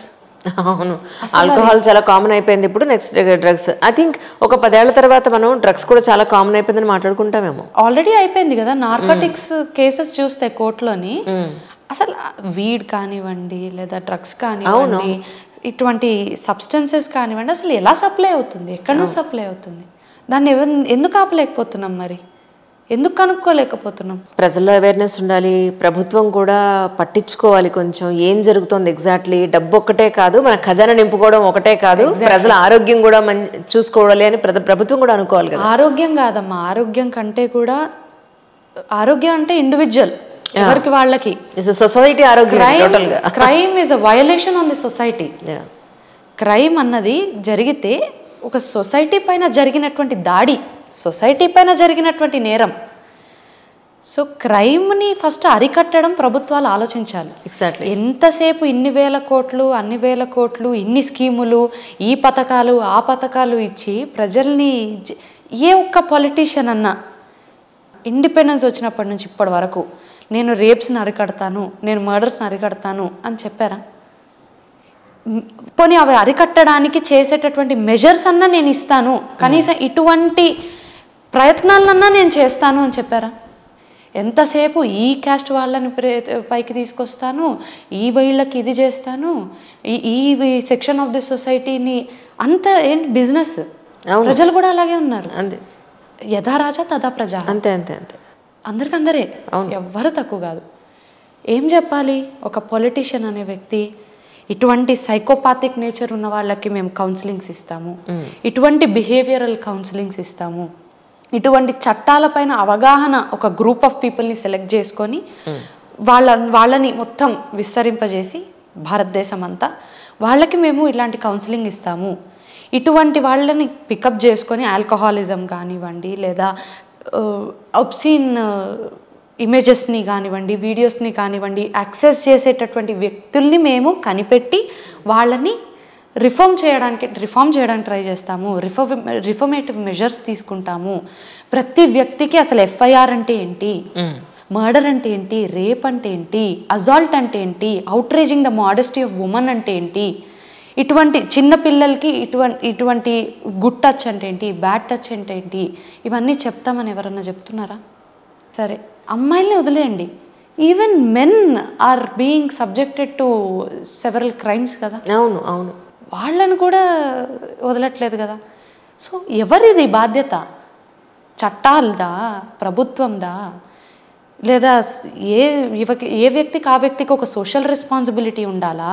నేను అదే అంటున్నా, మనందరికీ ఉండాలి, ఒక్కళ్ళది కాదు, ఒక్కళ్ళతో పోయేది కాదు. మొన్న రోడ్డు మీద, నడి రోడ్డు మీద పొలిటికల్ అనుచరులు ఇద్దరు, ఒక అతను వచ్చి గొడ్డలి పట్టుకొని నరికేస్తుంటే వీడియోలు తీసుకుంటున్నారే తప్ప 10 మంది లేదా 2-3 అడ్డుపడినా కనీసం ప్రాణం కాపాడు ఉండేవాళ్ళు. అదే చెప్తున్నా, సోషల్ రెస్పాన్సిబిలిటీ, ఎథిక్స్, మారల్స్, విలువలు, ధర్మబద్ధమైనటువంటి జీవితం, ఇవేవి లేవు. అసలు చట్టం ఎప్పుడు వస్తుంది చెప్పండి? ఇప్పుడు నేను ఒక అడ్వకేట్గా అడుగుతున్నా, మీరు అన్నారు యాజ్ అన్ అడ్వకేట్ చెప్పండి అని. I'm hardly young budding lawyer. నేను అడుగుతున్నా, చట్టం అన్నది అసలు ఎప్పుడు వస్తుంది పిక్చర్లోకి? అంతా రూల్స్ రెగ్యులేషన్స్ దాటిపోయిన తర్వాత వచ్చేదా? నేరం జరిగాక వస్తుంది. ఎగ్జాక్ట్లీ. అసలు నేరపూరితమైన సమాజమే లేకపోతే చట్టంతో పనే ఉంది. ఇంకా చట్టంతో పనేముంది? నేర నివృత్తికి ఏంటి? ఎగ్జాక్ట్లీ. అసలు మనం చేసేటటువంటి ఎఫర్ట్స్ ఏంటి? నేరపరమైనటువంటి సమాజం లేకపోతే చట్టాలే ఉండవు. అవును అవును, ఇది ఒక విషయం. అయితే కొత్తగా పుడుతున్నాయి సైబర్ క్రైమ్స్ అని, ఇంటెలెక్చువల్ ప్రాపర్టీ రైట్స్ అని, క్రైమ్స్, డిఫరెంట్ క్రైమ్స్ పెరుగుతున్నాయి, డిఫరెంట్ చట్టాలు వస్తున్నాయి. సో ప్రజల్లో తప్పుందా, సిటిజన్స్లో తప్పుందా, యంత్రాంగాల్లో తప్పుందా, ప్రభుత్వాల్లో తప్పుందా, చట్టాల్లో తప్పుందా, దేంట్లో తప్పుంది? చట్టాలను అనడానికి అయితే లేదు, ఎందుకంటే నేను సెక్షన్స్తో వచ్చాయి ఈరోజు. మీరు అంటారని నాకు తెలుసు. చట్టం క్లియర్గా కొత్త క్రిమినల్ లాస్ అన్ని సెక్షన్స్ పాతవి పోయాయి, ఎలాగో they are not into effect కాబట్టి. సో కొత్త చట్టాల ప్రకారం కొత్త సెక్షన్స్ ఏం చెప్తున్నాయి? స్ట్రింజెంట్ లాస్ రావాలి. Stringent laws already existing. మనం చదవకుండా అందరిలాగా స్ట్రింజెంట్ లాస్ రావాలి అని అనడం, it's not the duty of a prudent person. అంటే నా ఉద్దేశం ఏంటంటే, సీసీ కెమెరాలు ప్రతి చోట ఉండాలి. ఉన్నప్పుడు ఒక వ్యక్తి ఒక క్రైమ్ చేశాడని తెలిసినప్పుడు షూటెడ్ సైట్ అంటాం మనం. అలాంటివి చేసినప్పుడు కానీ మనుషుల్లో భయం, భక్తి రాదు అనేది నా ఉద్దేశం. ఇప్పుడు చెప్తా, అసలు మీరు ఇంకా కేసుని నాట్ ఈవెన్ 20% వినలేదు. మళ్ళీ అడుగుద్దాం. మీరు ఇంకా ఫోరెన్సిక్ వస్తే గానీ మీకు ప్లీజ్ తెలియదు. షూటెడ్ సైట్ గురించి కూడా మాట్లాడదాం, ఒకవేళ నేను మర్చిపోయినా ప్లీజ్ రిమైండ్ మీ. ఎఫ్ఐఆర్ అన్నది ఎందుకు రిజిస్టర్ కాలేదు, అది నా డౌట్. ఇంకా చాలా ఉన్నాయి. ఏంటి, క్రిమినల్ లాస్ ప్రకారము ఎందుకు ఆడియో వీడియో విజువల్స్ రికార్డ్ చేయలేదు. ఇంకొక డౌట్ ఏంటంటే, మీరు అన్నట్లుగా ఇన్సిడెంట్ జరిగింది, అజిటేషన్ జరుగుతుంది, task force what ever it is, police యంత్రాంగం అక్కడ వచ్చింది. ఆల్ ఆఫ్ అ సడన్ 7,000 మంది గూన్స్ వచ్చి ఎవిడెన్స్ని డిస్ట్రాయ్ చేయడానికి ట్రై చేస్తున్నారు. 7,000 పీపుల్. అంటే వెనకాతల గట్టి రాజకీయ వ్యవస్థే ఉంది. సో 7,000 పీపుల్ వస్తుంటే హైయర్ ఆఫీషియల్స్ ఏం చేస్తున్నారు? షూటెడ్ సైట్ ఆర్డర్ ఇష్యూ చేయాలి కదా. 7,000 మంది, అసలు ఏంటది? అంటే ఎంత పోలీస్ హాస్పిటల్ యంత్రాంగాన్ని కొంత వాళ్ళు డిస్టర్బ్ చేసినట్టున్నారు కదా ఆల్రెడీ. కొంత ఏదో కన్స్ట్రక్షన్ చేస్తున్నారు, రీకన్స్ట్రక్షన్ చేస్తున్నారు అని, అదే ఓకే, అది పక్కన పెడదాం. కానీ వెనకాతల ఏదో జరుగుతుంది అనిపిస్తుంది యాక్చువల్లీ. మనకు గట్టిగా సిబిఐ కన్ఫర్మ్ చేసేంత వరకు మనం మాట్లాడడానికి లేదు, మనం జస్ట్ అనుకోగలుగుతాం అంతే. ఇప్పుడు ఏంటి, రెండు సార్లు వాళ్ళ కేసు వాదనకు వచ్చినట్టుంది. ఫర్దర్గా ఇంకా ఎన్ని జరుగుతాయని మళ్ళీ September 5th వేశారు. September 5th ఈ లోపు సిబిఐ ఒక రిపోర్ట్తో రావాలి, ఒక అథెంటిక్ రిపోర్ట్తోని. అదైతే ప్రస్తుతానికి చెప్పారు, చూడాలి ఏమవుతుంది అని. ఏదైనా కూడా నిజ నిర్ధారణ జరగాలి, జరిగాకే పనిష్మెంట్. మీరు అన్నారు వేరే లాగా చంపేయాలి నడి రోడ్లో, వాళ్ళు ఆటవికంగా ప్రవర్తించారని మనం ఆటవికంగా ప్రవర్తించలేము. మనం ఒక సిస్టంలో ఉన్నాం. ఇప్పుడు ఎలా ఉందో తెలుసా మీకు, సొసైటీలో డబ్బులు ఎగ్గొట్టేసినా కోర్టులో కేసు వేసుకుంటారు, సంవత్సరాలు నడుస్తుందిలే, ఏమీ చేయలేరు. అమ్మాయిని ఏం చేసినా ఏమీ చేయలేరు, కేసు బెయిల్ తీసుకుని బయటకు వస్తాం. ఏం చేసినా చట్టాల్లోనే లూప్ హోల్స్ని చక్కగా వాడుకుంటున్నారు, అడ్వకేట్లు వాడుకుంటున్నారు, క్రిమినల్స్ వాడుకుంటున్నారు. ఇది అల్టిమేట్లీ ఎక్కడికి దారితీస్తుంది, ఎంత లెంగ్దీగా మనకి ఉంటే అనేది పాయింట్. రైట్, నేను అదే అడుగుతున్నా. We're in a democratic country. మనకి కొన్ని రూల్స్, మనకు కొన్ని రెగ్యులేషన్స్, మనకు కొన్ని సిస్టము, ఒక అప్రోచ్ మనం అంతా తయారు చేసుకున్నాం, అదే విధంగా జీవిస్తున్నాం. ఒక రోడ్డులోని గుంతపడితేనే మనం మార్చలేకపోతున్నాం, క్వశ్చనే చేయలేకపోతున్నాం. క్వశ్చన్ కాదు, పక్క నుంచి వెళ్ళిపోతున్నాం. అంతే అంతే అంతే. మన ఉద్యోగాలు, మన ఫ్యామిలీ మనకి ఇంపార్టెంట్, ఎవరిని ఏమి అడగలేము, ఎవరిని ఏమి. రైట్. ఇంత పెద్ద సిస్టమ్ని మనం మార్చలేము. సరే, అసలు ఇండియా అనే ఇష్యూని పక్కన పెట్టేద్దాం. మీరు అంటున్నారు వేరే వాళ్ళని చూసి ఇన్స్పైర్ అయ్యి సౌదీ అరేబియాలో లేదా ఇటువంటి కంట్రీస్లో, ఇటువంటి దుబాయ్లోట మొన్న నేను యూట్యూబ్లో చూసాను. ఆ అమ్మాయిని వాడు ఎక్కడో రెస్టారెంట్లో ఒక అరగంట సేపు అలా చూస్తే పళ్ళు మొత్తం ఓడగొట్టేసట. అదే సరే, వాడు రెండోసారి చూస్తాడా అంటున్నాను నేను. చూడడు కదా, అదే చెప్తున్నా. ఒక వన్ ఆఫ్ ది సౌదీ అరేబియాలోనే ఎక్కడో రేప్ జరిగితే నడి రోడ్డులో ఆ వ్యక్తి కళ్ళు బీకి భయంకరాతి భయంకరంగా కొట్టి చంపారు. రైట్. ఇంకొకసారి ఇలాంటిది జరగకూడదని అయినా జరిగాయి, ఏం మారలేదు. కానీ పర్సంటేజ్ వైజ్ ఉదాహరణకు తీసుకుంటే ఇప్పుడు ఈ వ్యక్తి ఎవరైతే ఉన్నారో ఆయనే చెప్తున్నాడు, చంపితే చంపండి, ఏదైతే ఏంటి చంపండి. చంపడానికి అసలు క్రైమ్ చేస్తున్నాడు అంటేనే వాడికి భయం లేదు, ఏదైనా వాడు చేయగలడు ఇంకా. సో ఆ extent of emotions, lack of control over the body, lack of control over the body parts, lack of control over the hormones, fluctuation of emotions, ఆ స్టేట్లో ఉన్న వ్యక్తి వాడికి ఆ మూమెంట్లోని కళ్ళు బీకేది కాళ్ళు బీకేది గుర్తొస్తుందా? రైట్. మీరు చెప్పండి. Very sensible point. This is correct. We're in a system, we cannot change that. చాలా రీజన్స్ ఉంటాయండి. ఇప్పుడు ఒక పద్ధతి వచ్చింది, ఒక విధానం వచ్చింది అని అంటే all of a sudden over night రాలేదు. రైట్. లే పీపుల్ ఎన్నన్నా మాట్లాడతారు, కరెక్ట్. కానీ ఎందరో మేధావులు ఎంతో ఆలోచించి తీసుకొచ్చినటువంటి ప్రొసీజర్స్ ఇవన్నీ. అవును. ఉట్టిగా రాలే, ఉట్టిగా మనకి ఇండిపెండెన్స్ రాలేదు. ఎగ్జాక్ట్లీ. ఉట్టిగా రాలే. ఎన్నో డికేడ్స్ మనం పోరాడితే, రకరకాలుగా పోరాడితే వచ్చింది. అవును అవును. అన్నీ పోరాడాక ఒకటి క్లిక్ అయింది, ట్రయల్ అండ్ ఎర్రర్ మెథడ్ లాగా. ఇది కూడా అంతే. ఇప్పుడు దీన్ని బేస్ చేసుకుని సొసైటీకి కానీ పేరెంట్స్కి కానీ సొసైటీలో ప్రతి ఒక్కరికి మీరు ఏం చెప్తారంటే ఏమంటారు? క్రైమ్స్ని దృష్టిలో పెట్టుకుని ఏం చెప్తాం? If anything goes wrong, what they have to do? They should be legally aware of everything. Awareness అంతే. Not every citizen can become an advocate. Correct. Not every citizen can become a judge. Not every citizen can access the court. Awareness. అవును. నేను మీతో చేసిన మొదటి interview నుంచి నేను your life with లాలో చేసే దాని గురించి అన్నీ కూడా దాదాపు మాట్లాడాము. నా లీగల్ ఎడ్యుకేషన్ అయిపోయిన తక్షణమే నేను మొదలెట్టింది అదే, అవేర్నెస్.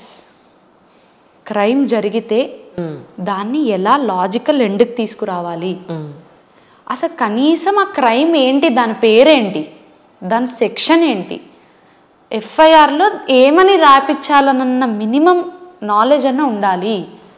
మొన్న మా కజిన్ ఒక అమ్మాయి క్యాబ్లో ఉంటూ నా ఫోన్లో 5% ఉంది ఛార్జింగ్ లేదు, నేను మళ్ళీ చేస్తానని పెట్టేసింది. నేనన్నా ఆ విషయం నువ్వు క్యాబ్లో చెప్పడం ఏంటి? 5%లో ఫోన్ ఆఫ్ అయిపోతుందంటే వాడికి టికెట్ గ్రాంటెడ్ కదా, వాడు మంచివాడు అయ్యి ఉండొచ్చు, నేను కాదనట్లేదు. అవి బేసిక్ లాజికల్ విషయం కదా, అవి కూడా తెలియకుండా ఉంటున్నారు ఎందుకు పిల్లలు? నాకు అది అర్థం కావట్లేదు. ఎందుకు కామన్ సెన్స్ పనిచేయట్లేదు? అదే చెప్తున్నా కదా, ఎడ్యుకేషన్ సిస్టమ్ పెంపక లోపం. నేను ఇందాకే అన్నా కదా, అసలు ఎడ్యుకేషన్లో కామన్ సెన్స్ ఎక్కడ? అంటే తినే హింట్ ఇస్తోంది, నా ఫోన్ ఆఫ్ అయిపోవచ్చింది అని హింట్ ఇస్తే అవతల వాడు ఒకవేళ నిజంగానే వాడికి క్రిమినల్ బ్రెయిన్ ఉండి వాడు ఏదైనా ప్లాన్ చేసుకుని ఉంటే ఇది వాడికి ప్లస్ అవుతుంది కదా. మేడం, ఫ్యాక్టర్స్ ఏమన్నా అవ్వనివ్వండి, క్రైమ్ అయితే జరిగిపోయింది అనుకోండి, ఏంటి దానికి రెస్క్యూ, కనీసం ఏం చేయగలుగుతాం మనము? కరెక్ట్. క్రైమ్ గురించి అట్లీస్ట్ అవగాహన తెచ్చుకోవాలి. కరెక్ట్.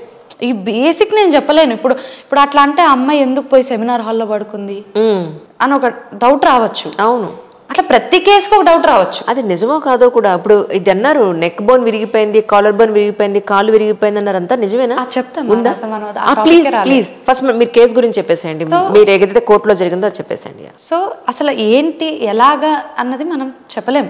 ఇది పర్టిక్యులర్ రీజన్ ఒక అట్రాసిటీ జరగడానికి, ఒక క్రైమ్ జరగడానికి వి కెనాట్ టెల్. ఒకడు ఉంటాడు దొంగతనం చేస్తాడు. చాలామంది ఇప్పుడు మనం అవసరం ఉంటే దొంగతనం చేస్తారు యూజువల్గా. అంటే ఒక ఏదన్నా డబ్బో లేకపోతే ఆ వస్తువో అవసరం ఉంటే దొంగతనం చేస్తారు. కానీ దేర్ ఆర్ కేసెస్ వేర్ చాలామంది సెలబ్రిటీస్ కూడా దొరికి అరెస్ట్ అయిన సందర్భాలు ఉన్నాయి. ఏంటి తెలుసా, వాళ్ళకు ఒక జబ్బు, ఇట్స్ సైకలాజికల్ డిజార్డర్. ఒక షాపింగ్ మాల్కి వెళ్ళి ఏదో దొంగతనం చేస్తారు. వాళ్ళు కొనుక్కునే డబ్బు ఉంటుంది, ఆ స్టేటస్, ఆ స్టేచర్, ఆ ఫైనాన్షియల్ కేపబిలిటీ అన్నీ ఉంటాయి, అయినా వాళ్ళు దొంగతనం చేస్తారు. సో ఎందుకు చేస్తున్నారు ఏంటి అన్నది మనం చెప్పలేము. ఎలా బయటపడగలం, ఎలాగా న్యాయం పొందగలం, ఇంతవరకే నేను చెప్పగలను యాజ్ అన్ అడ్వకేట్. అంతే కదా? కరెక్ట్.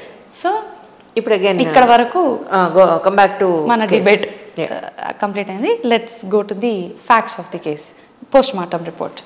సో ఎన్నో జరుగుతుంటాయి, ఒక రేప్స్ కానివ్వండి, మర్డర్స్ కానివ్వండి, గ్యాంగ్ రేప్స్ కానివ్వండి, చాలా జరుగుతుంటాయి. కానీ ఎక్కడో కోల్కతాలోని ఆగస్ట్ 9th రోజు జరిగిన ఇన్సిడెంట్ గురించి ఇప్పటికీ మనం మాట్లాడుకుంటున్నాం. అవును. అంటే ఎన్ని రోజులైంది? దాదాపుగా 23. అంటే ఇన్ని రోజులుగా మనం దాని గురించి చర్చిస్తూనే ఉన్నామంటే look at the gravity of the offence. ఏ రకంగా జరిగింది, ఎంత అంటే ఇంటెన్సిటీ ఆఫ్ ది ఒఫెన్స్ ఏంటి అన్నది మనకి అర్థమవుతుంది. ఇన్ని రోజులైనా అది అసలు it's not coming to an end. ఇప్పటికీ ఎవిడెన్స్లు లేవు, ఇప్పటికీ ఒక రిపోర్ట్ లేదు, ఏది కూడా ఒక అనుమానాస్పదంగానే ఉంది, కానీ ఏది క్లారిటీ లేదు. పోస్ట్ మార్టం రిపోర్ట్ అన్నారు మీరు. పోస్ట్ మార్టం రిపోర్ట్ దాని దగ్గరికి వస్తున్నాం. సో ఏ క్రిమినల్ కేసునైనా కూడా మనము డీకోడ్ చేయాలన్నా, డైసెక్ట్ చేసి చూడాలన్నా, ఒక లాజికల్ ఎండ్కి తీసుకురావాలన్నా కూడా post mortem report or the autopsy report plays a vital role. ఒక పోస్ట్ మార్టం రిపోర్ట్ ద్వారానే ఒక మనిషి ఎప్పుడు మరణించారు, ఏం తిన్నారు, ఏ టైంకి మరణించారు, మరణించిన సమయం నుంచి ఇప్పటి వరకు ఎంతసేపు అయ్యింది, తిన్నది ఎంతవరకు అరిగింది, ఆవిడ అంటే ఆ మనిషి చనిపోయారా లేదా చంపబడ్డారా, చంపబడితే ఎంతమంది చంపబడ్డారు, ఏ విధంగా చంపబడ్డారు అనేవన్నీ కూడా మనకి ఒక పోస్ట్ మార్టం రిపోర్ట్లోనే కనిపిస్తూ ఉంటుంది అన్నట్టు. రైట్. సో అసలు first basic definition of a post mortem. Post mortem అంటే examination of a body after death. Right. So ఒక మనిషి మరణించిన తర్వాత మాత్రమే ఆ మనిషి యొక్క బాడీలో ఉన్నటువంటి ఆర్గన్స్ని తీసి బయటికి కంప్లీట్గా ఎగ్జామిన్ చేసి మళ్ళీ ఆ బాడీలో ప్లేస్ చేసి ఎవరికైతే ఆ వ్యక్తులు ఉంటారో వాళ్ళకి హ్యాండ్ ఓవర్ చేసే ప్రాసెస్ని మనము పోస్ట్ మార్టం అని అంటాం. ఈ పోస్ట్ మార్టంని చేసేటటువంటి అధికారం ఉన్న వాళ్ళు ప్యాథాలజిస్ట్స్ అంటారు అన్నట్టు. ఓకే. ఇది సపరేట్ స్టడీ. రైట్. ఇది కంప్లీట్గా ఒక బ్రాంచ్ ఆఫ్ మెడిసిన్ అన్నట్టు. So only a pathologist can do post mortem and give a report. సరే, ఇవన్నీ నేను లింక్ చేస్తా. నేను ఇన్ఫర్మేషన్ ఎందుకు చెప్తున్నా అంటే అన్నీ లింక్ చేయడానికి చెప్తున్నా. ఎస్. సో ఒక పోస్ట్ మార్టంలోని మేము మెడికల్ జ్యూరిస్ప్రుడెన్స్ చదివినంత వరకు మా లిమిటెడ్ నాలెడ్జ్లోని రకరకాల, ఒకవేళ if it is not a natural death, ఎన్ని రకాల డెత్స్ అంటే ఎటువంటి విధమైనటువంటి హాని కలిగించి ఉండొచ్చు ఒక వ్యక్తిని చంపడానికి, అంటే ఎటువంటి బాధల్ని పెట్టుండొచ్చు అనేవన్నీ కూడా పోస్ట్ మార్టంలో మనకు కనిపిస్తుంటాయి. ఉదాహరణకు తీసుకుంటే అబ్రెషన్ అని, లేదా లాసరేషన్స్ అని, పంచ్ అని, పంక్చర్ అని, లేదా టియర్స్ అంటే మజిల్ టేర్స్ అని, లేకపోతే మన ఏమంటారు ఫ్రాక్చర్స్ అని, మరి గ్రాన్యులేషన్ వూండ్స్ అని, సో బ్రూసెస్ అని, ఇట్లా రకరకాల టర్మినాలజీస్ అనేవి అన్నీ కూడా మనకి పోస్ట్ మార్టంలో యూజ్ చేస్తారు. సో అబ్రెషన్ అంటే ఏంటి, ఒక వ్యక్తికి అవుటర్ సైడ్ ఆఫ్ ది బాడీకి అంటే అవుటర్ లేయర్ ఆఫ్ ది స్కిన్కి హాని కలిగించే విధంగా ఏదన్నా కట్స్ కానివ్వండి, వూండ్స్ కానివ్వండి, అట్లా ఉంటే వాటిని అబ్రెషన్స్ అంటారు అన్నట్టు. లాసరేషన్స్ అంటే ఏంటి? ఇప్పుడు ఒక గోడకి ఇలా బాగా ఒక మనిషి శరీరాన్ని గీరారనుకోండి, బాగా కట్స్ కనిపిస్తాయి, చాలా సిగ్నిఫికెంట్గా కనిపిస్తూ ఉంటాయి అవి. అంటే కనిపెట్టచ్చు ఇది చాలా ఈ విధంగా చేశారు అని. వాటిని లాసరేషన్స్ అంటారు. పంచ్ అంటే గుద్దడం, ఫ్రాక్చర్స్ అంటే బోన్స్ విరగొట్టడం, గ్రాన్యులేషన్ వూండ్స్, ఇలా రకరకాలుగా మనకి పోస్ట్మార్టంలోని ఒక టర్మినాలజీ ప్రిస్క్రైబ్ అయి ఉంటుంది. ఈ విషయాన్ని నేను ఎందుకు చెప్తున్నానంటే, ఇప్పుడు వరకు వచ్చినటువంటి ఇన్ఫర్మేషన్, నేను చాలామంది డాక్టర్స్ యొక్క ఇంటర్వ్యూస్ చూశాను ఈ గ్యాప్లో, నిన్నటి నుంచి ఇప్పటి వరకు. ప్రతి ఇంటర్వ్యూలో డాక్టర్స్ చెప్పేది ఏంటంటే, ఇది ఒక ప్రొఫెషనల్ ప్యాథాలజిస్ట్ చేసినటువంటి పోస్ట్మార్టంగా మాకు కనిపించట్లేదు. అయ్యో, అది ఇక్కడ గమనించదగ్గమైనటువంటి విషయం, ఇది గమనార్హం. ఓకే, ఒక ప్రొఫెషనల్ ప్యాథాలజిస్ట్ చేస్తే ఇటువంటి టర్మినాలజీ ప్రిస్క్రైబ్ అయి ఉంటుంది అందులో. రైట్. సో ఇటువంటి ఇప్పుడు లీగల్ టర్మినాలజీ ఉంటుంది, అలాగే డాక్టర్ వాళ్ళ దాంట్లో కూడా వాళ్ళ టర్మినాలజీ లాంగ్వేజ్ ఉంటుంది కదా. ఎగ్జాక్ట్లీ. సో అది ప్రాపర్ గా జరగలేదు, ఎందుకంటే ఈ ప్రిస్క్రిప్షన్ చూస్తే అర్థమవుతుంది వాళ్ళకి. సో ఈ అటాప్సీ రిపోర్ట్లోని మేము చూస్తుంటే there are 16 injuries, external injuries, and 9 internal injuries in the overall body of the victim. ఎక్కడెక్కడ eyes, nose, upper lip, lower lip, neck, internal private parts ఇలాగా చెప్పారు. So many of the doctors claim that అసలు nose, eyes అని రాయరు అని అంటున్నారు. Exactly, I got it. కరెక్టే కదా. నిజానికి కూడా మీ అడ్వకేట్స్ ఉన్నారు, మీకు టెర్మినాలజీ ఉంటుంది, మీ లాంగ్వేజ్ అంటే ఒకటి ఉంటుంది, డాక్టర్స్కి ఒక లాంగ్వేజ్ ఉంటుంది, వాళ్ళ టెర్మినాలజీలో వాళ్ళు రాస్తారు.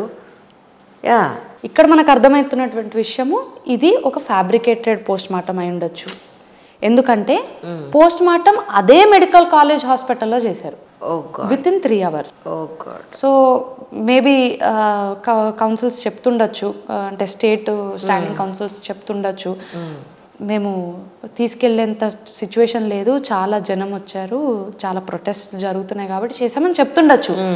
కానీ at least the postmortem report should have authentic information. Exactly, అది కూడా లేదు.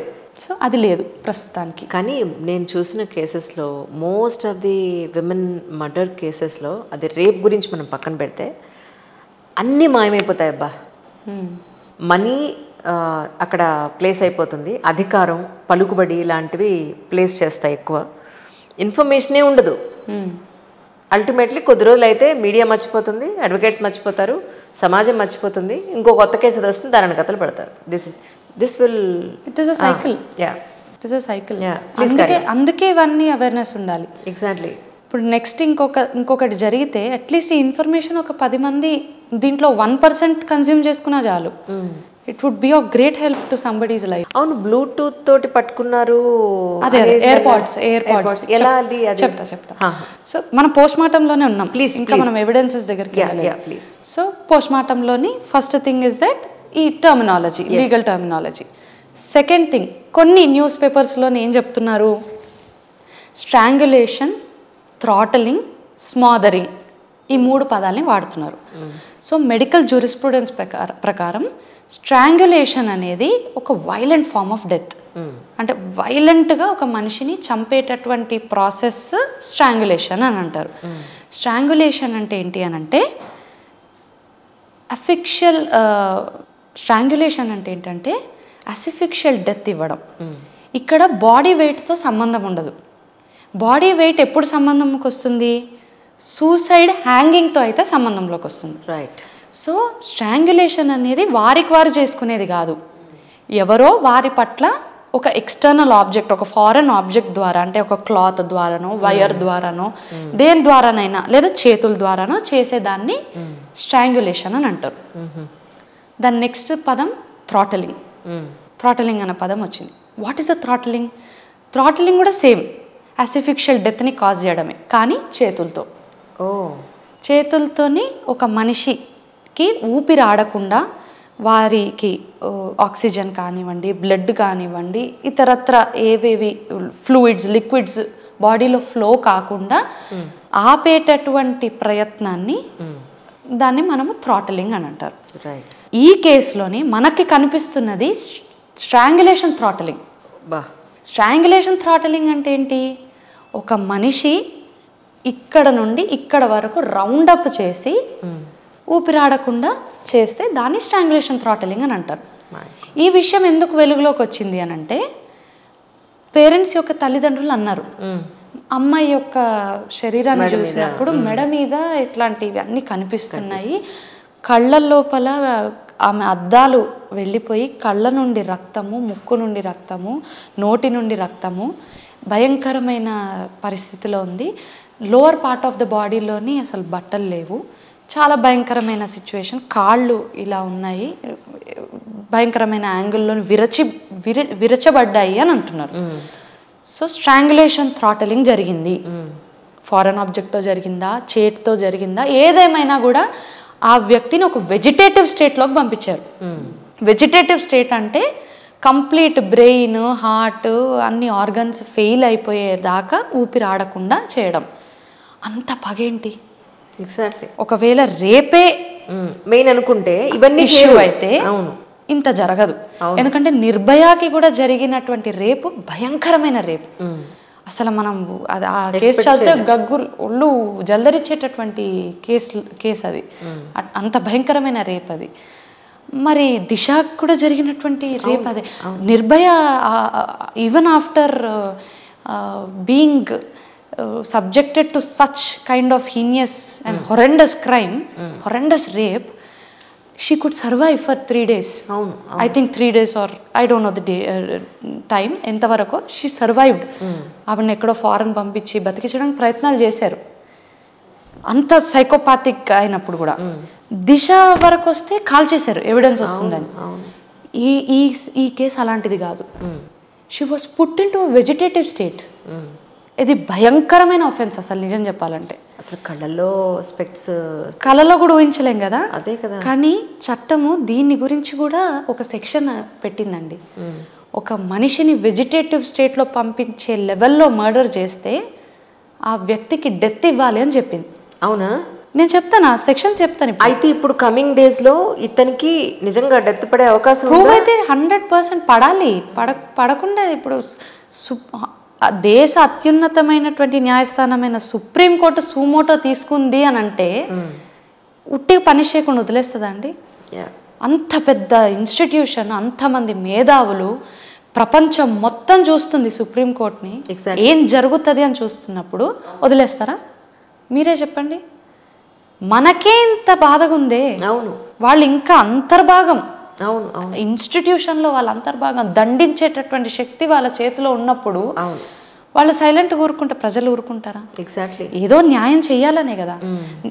ఆ అమ్మాయికి ఏం న్యాయం చేయలేము, వారికి మనం ఏం మహా అంటే మనం we can pray for her soul to rest in peace. వాళ్ళ ఫ్యామిలీకి మనం ఏం చేయలేము. కానీ she is no more, her relationship with the world has ended. అయిపోయింది. We cannot bring her back, we cannot set right the trauma. కానీ we can do some justice to the society. ఇంకొక మనిషికి ఇలా కాకుండా ఆపగలమేమో. సుప్రీంకోర్టు అదే ఆలోచిస్తుంది. ఏ కోర్టు అయినా కూడా, ఏ చట్టమైనా కూడా చట్టం యొక్క ఉద్దేశం కాపాడడమే. మరి అందులో ఉన్నటువంటి ప్రజలు ఏంటి అన్నది ఇట్స్ అ డిఫరెంట్ ఇష్యూ. అదే నెవర్ ఎండింగ్ కాన్వర్జేషన్. మళ్ళీ మీరు కమ్ బ్యాక్. సో అది థ్రాటలింగ్ స్ట్రాంగ్యులేషన్ జరిగింది అని. సో 16 ఇంజరీస్ ఉన్నాయి. సో ఇవన్నీ ఉన్నాయి, బాగుంది. పోస్ట్ మార్టం జరిగినప్పుడు any post mortem medical jurisprudence ప్రకారం రిగర్ మార్టిస్, లివర్ మార్టిస్, ఆల్గర్ మార్టిస్ అని రకరకాల విధానాల్లోని మనకి తెలియజేస్తుందండి ఒక అటాప్సీ రిపోర్ట్. ఏంటి ఈ ఆల్గర్ మార్టిస్ కానివ్వండి, లివర్ మార్టిస్ కానివ్వండి, ఇవన్నీ ఏంటి అని అంటే ఒక వ్యక్తి ఎప్పుడు మరణించారు, సో వీళ్ళు మరణించిన సమయం నుండి టెంపరేచర్, ఇప్పుడు కొన్ని గుర్తులు ఉంటాయి అన్నట్టు, ఒక బేసిక్ థింగ్స్ ఉంటాయి. ఏంటి, ఒక మనిషి చనిపోయినాక ఇంత సమయం వరకు బాడీలో హీట్ అలాగే ఉంటుంది. ఆ సమయం దాటాక హీట్ ఎగిరిపోయి అప్పుడు ఆ బాడీ చల్లబడడం స్టార్ట్ అవుతుంది, బిగిసిపోవడం స్టార్ట్ అవుతుంది. సో ఇలాంటివన్నీ మనకు కనిపిస్తుంటాయి. మనం మాట్లాడుకున్నాం 10 o'clock 10:53కో ఏమో doctor the victim who has been raped or raped and murder, ఆవిడ నేను భోజనం చేశాను అని చెప్పారు తల్లిదండ్రులకి అని. సో చేసిన భోజనం అరిగిందా లేదా? 100% రేప్ అన్నప్పుడు the lower part of the body will be examined కదా. సో దాని గురించి ఏమనుంది మనకి తెలీదు. ఉందా లేదా? ఇప్పుడు మనకి ఇప్పటివరకు డాక్టర్స్ చెప్తున్న విషయం ఏంటి? లేదు అని అంటున్నారు. ఇట్లాంటివి ఏవి లేవు, అదొక ఫ్యాబ్రికేటెడ్ పోస్ట్ మార్టం అని అంటున్నారు నేను చూసినంత వరకు. మరి ఇటువంటివన్నీ ఏవి? ఇవన్నీ లేకపోతే మరి ఏం చేస్తున్నారు పోలీస్ వారు? ఏం చేస్తున్నారు? ఇప్పుడు మ్యాజిస్ట్రేటు వాళ్ళందరూ వెళ్ళారు ఇంక్వెస్ట్కి, ఏం చేశారు మరి? అసలు ఫస్ట్ బాడీని చూడగానే ఇది సూసైడ్ అని ఎలా అనుకుంటారండి? ఎఫ్ఐఆర్ ఎలా రిజిస్టర్ చేయకుండా ఉంటారు చెప్పండి? Police institution it self should take a cognizance కదా. కరెక్ట్, చేయలేదు. సరే, ఇక్కడికి ఇది ఎండ్ అయిపోయింది. ఇంకొకటి DNA reports. 150 grams of 150 mg of spermatozoa or the semen was found on the in the private parts of the victim. 150 mg. It is highly impossible for a single person to produce 150 mg. True. సరే, అది కూడా పక్కన పెడదాం. As a I'll ask a common sensical question. స్పెర్మటోజోవాని పక్కన పెడదాం. అంత sexual activity జరుగుతుంది, sexual violence జరుగుతుంది, ఒకళ్ళ ఇద్దరా మనకు తెలియదు, 10 మంది ఎంతమంది అన్నా ఉండనివ్వండి. అంత యాక్ట్ జరుగుతున్నప్పుడు స్వెట్టో, టీయర్సో, లేకపోతే సలైవానో ఏదో ఒకటి కనిపించాలి కదా. పాయింటే కదా, వెరీ లాజికల్. కొన్ని సలైవా కనిపించాలి, స్వెట్ కనిపించాలి, టీయర్స్ కనిపించాలి. దాని గురించి there is no whisper in the postmortem reports అంటున్నారు. సో ఏమైంది? సో సలైవా కానివ్వండి, స్వెట్ కానివ్వండి, లేదా వేరే ఇతరత్ర ఏవి కూడా కనిపించలేదంటే అది నిక్రోఫీలియా అని ఒక డౌట్ వస్తుంది. So what is a necrophilia? Necrophilia అంటే ఒక మనిషి చనిపోయాక ఎంత జరిగింది సెక్షువల్ యాక్టివిటీ చేయడమా అదా అనేటటువంటి ఒక అనుమానం కూడా ఒక ప్రూడెంట్ వ్యక్తికి కలగచ్చు. సో తల్లిదండ్రి చెప్పేదేమో బోన్స్ ఫ్రాక్చర్ అయ్యాయని, కానీ పోస్ట్మార్టం అటాప్సీ రిపోర్ట్లోనే ఎక్కడా కూడా బోన్స్ ఫ్రాక్చర్ అవ్వలేదు అని ఉంది. తల్లి ఏమంటున్నారు, నా కూతురు దేహము ఇలా కాలు ఇలాగ అయిపోయి ఉంది, కళ్ళ పైన ఇలా రక్తాలున్నాయి అని చెప్పారు. వారి వేదన వారు చెప్పారు. సో వారు చూశారు, ఐ విట్నెస్ చూశారు వారు. పెల్విస్ బోన్ అన్నది strongest bone in the entire body. So pelvis bone విరగ్గొట్టేశారు అని అంటే, ఒకవేళ నిజంగానే తల్లి అన్నది నిజమైతే, లేదా ఇతరత్ర బాడీ బోన్స్ విరిగాయి, పోనీ మనం అనుకున్నాం థ్రాట్లింగ్ స్ట్రాంగులేషన్ చేశారు అని, అలా చేయాలన్నా కూడా ఒక కైరోప్రాక్టిషనర్ లాంటోడైతేనే చేయగలుగుతాడు. అవును. ఒక్క వ్యక్తి వచ్చేసి అంత భయంకరంగా అంత దారుణంగా చేయలేడు. ఎందుకంటే 100% ఆ పువర్ సోల్ ఎంత రెసిస్ట్ చేసి ఉండొచ్చు, అరిసి ఉండొచ్చు, కొట్టుండొచ్చు, ఏదన్నా జరిగి ఉండొచ్చు. ఒక్క వ్యక్తి అయితే ఇవన్నీ చేయలేడు. సో అసలు ఇది రేపా, ఒక మర్డరా, మర్డర్కి రేప్ కలర్ ఇచ్చారా ఏంటి అన్నది మనకు తెలియట్లేదు ఇక్కడ. అసలు ఇది అన్ని పెద్ద క్వశ్చన్ మార్క్గానే ఉన్నాయి, గట్టిగా చెప్పాలంటే totally question marks. Absolutely. So ఇంకొక లాస్ట్ విషయం ఈ ఫోరెన్సిక్లో ఏంటంటే, ఇంటర్డ్ అనేటటువంటి ఒక విషయం ఉంటుంది. ఏంటి అని అంటే, ఒకసారి ఇంక్వెస్ట్ కానివ్వండి ఇవన్నీ అయిపోయాక మ్యాజిస్ట్రేట్ కానివ్వండి ఎవరికైనా కూడా డౌట్ ఉంటే ఆ బాడీని దహనం చేయడానికి వీలు లేకుండా బరీ చేయొచ్చు. Instead of cremation they can bury the body. కానీ ఇక్కడ క్రిమేషన్ కూడా చేసేసారు. Nobody stopped it. ఎందుకంటే లాలో ఒక ఫెసిలిటీ క్రిమేషన్ అయిపోయింది ఇమ్మీడియట్లీ విత్ ఇన్ 3 hours అయిపోయింది క్రిమేషన్. 3 hours అయిపోయింది. సో లాలో ఒక ఫెసిలిటీ ఏముందంటే, ఇంకా కేసు నడుస్తుంది కదా, ఇంకా బాడీ ఉంచారేమో అనుకుంటా. లేదు. లాలో ఉన్న ఫెసిలిటీ ఏంటంటే, బాడీని ఒకవేళ డౌట్ ఉంటే మళ్ళీ they can remove the body from the ground and they can do the investigation. ఒకవేళ ఏమన్నా డౌట్స్ కానీ ఎవిడెన్సెస్ కానీ ప్రొక్యూర్ చేయాలి అని ఉంటే. ఇక్కడ క్రిమేషన్ కూడా జరిగిపోయింది. క్రిమేషన్ అయితే ఇంకేముంటుంది, ఇంకా evidence all done, major evidence is destroyed అనే కదా. సో అంత పెద్ద ఎవిడెన్స్ మిస్ అయింది అని అంటే హౌ కెన్ ది సిబిఐ కూడా ఇప్పుడు చూడాలి మరి సిబిఐ ఎలా దీన్ని తీసుకుంటారు. అంటే వాళ్ళు ఎంత మేధావులు అయి ఉంటారు ఇమాజిన్ చేసుకోండి. ఇప్పుడు దీనిని వాళ్ళు ఒక లాజికల్ ఎండ్కి తీసుకొస్తున్నారు అని అంటే imagine their brain, imagine their intellectuality. వాళ్ళు ఎలా తీస్తుండొచ్చు ఇప్పుడు, ఎంతమంది ఉన్నారు ఏంటి అని కనిపెడతారు. కరెక్ట్. సో ఏ యంత్రాంగాన్ని ఏ ఇన్స్టిట్యూషన్ని మనము జస్ట్ అలా దూషించలేము, తీసి పడేయలేము. ఒక సిస్టమ్ ఉంది అని అంటే దాని వెనక చాలా ఉంటుంది. లే పీపుల్ కెన్ స్పీక్ ఎనీథింగ్. అవును, అంటే మీరు షుడెంట్ బి లైక్ లే పీపుల్. మీరు ఇప్పుడు లా చదివిన వ్యక్తిగా జ్యుడిషియరీ పాయింట్ ఆఫ్ వ్యూలో చట్టం నుంచి మీరు ఎలా ఇన్ఫర్మేషన్ ఇస్తారు, నేను సొసైటీలో ఉన్న క్వశ్చన్స్ని మీ వరకు తీసుకురావడం నా బాధ్యత. అది ప్యూర్లీ నా క్వశ్చన్ కాదు, జనాలు ఏమనుకుంటున్నారు, సొసైటీ ది మాస్ మీరు అడుగుతున్నారు. అది నేను అదే చెప్తున్నా, ప్రజలు ఇవన్నీ తెలుసుకొని అప్పుడు ఏది కరెక్ట్ అన్న ఒక కన్క్లూజన్కి వస్తే that is appreciated. Correct, that is appreciated. లోపాలు లేవని అనట్లేదు, ప్రతి దగ్గర లోపాలు ఉన్నాయి, ప్రతి చోట్ల లోపాలు ఉన్నాయి. Nobody is perfect, no institution is perfect. So లోపాలు ఉన్నాయి, కానీ మనం ఎంతవరకు అవేర్గా ఉన్నాం, మనకు ఎంతవరకు అవగాహన ఉంది, మనకే ఇలా జరిగితే పోనీ మన సాటి మనిషికి పక్కింట్లో ఎదురింట్లోనో ఎక్కడో ఎవరికో జరిగితే మనం ఎంతవరకు కాపాడగలం వాళ్ళని అనేటటువంటి తెలిస్తే చాలు. ఇప్పుడు ఎక్కడో ఎందుకు హైదరాబాద్ ఒక స్కూల్లో సెకండ్ థర్డ్ క్లాస్ లోపల చదివే 2 అమ్మాయిల్ని వాళ్ళు స్కూల్కి పంపిస్తే ప్రిన్సిపల్ డ్రైవర్ సిస్టర్స్ ఇద్దరిని కూడా అబ్యూస్ చేశాడు. అరెస్ట్ చేశారు, బెయిల్ వచ్చింది, బయటకు వచ్చాడు. ఆ పేరెంట్స్ బాధ అదే. ఎందుకు వచ్చి ఉంటాడు బెయిల్?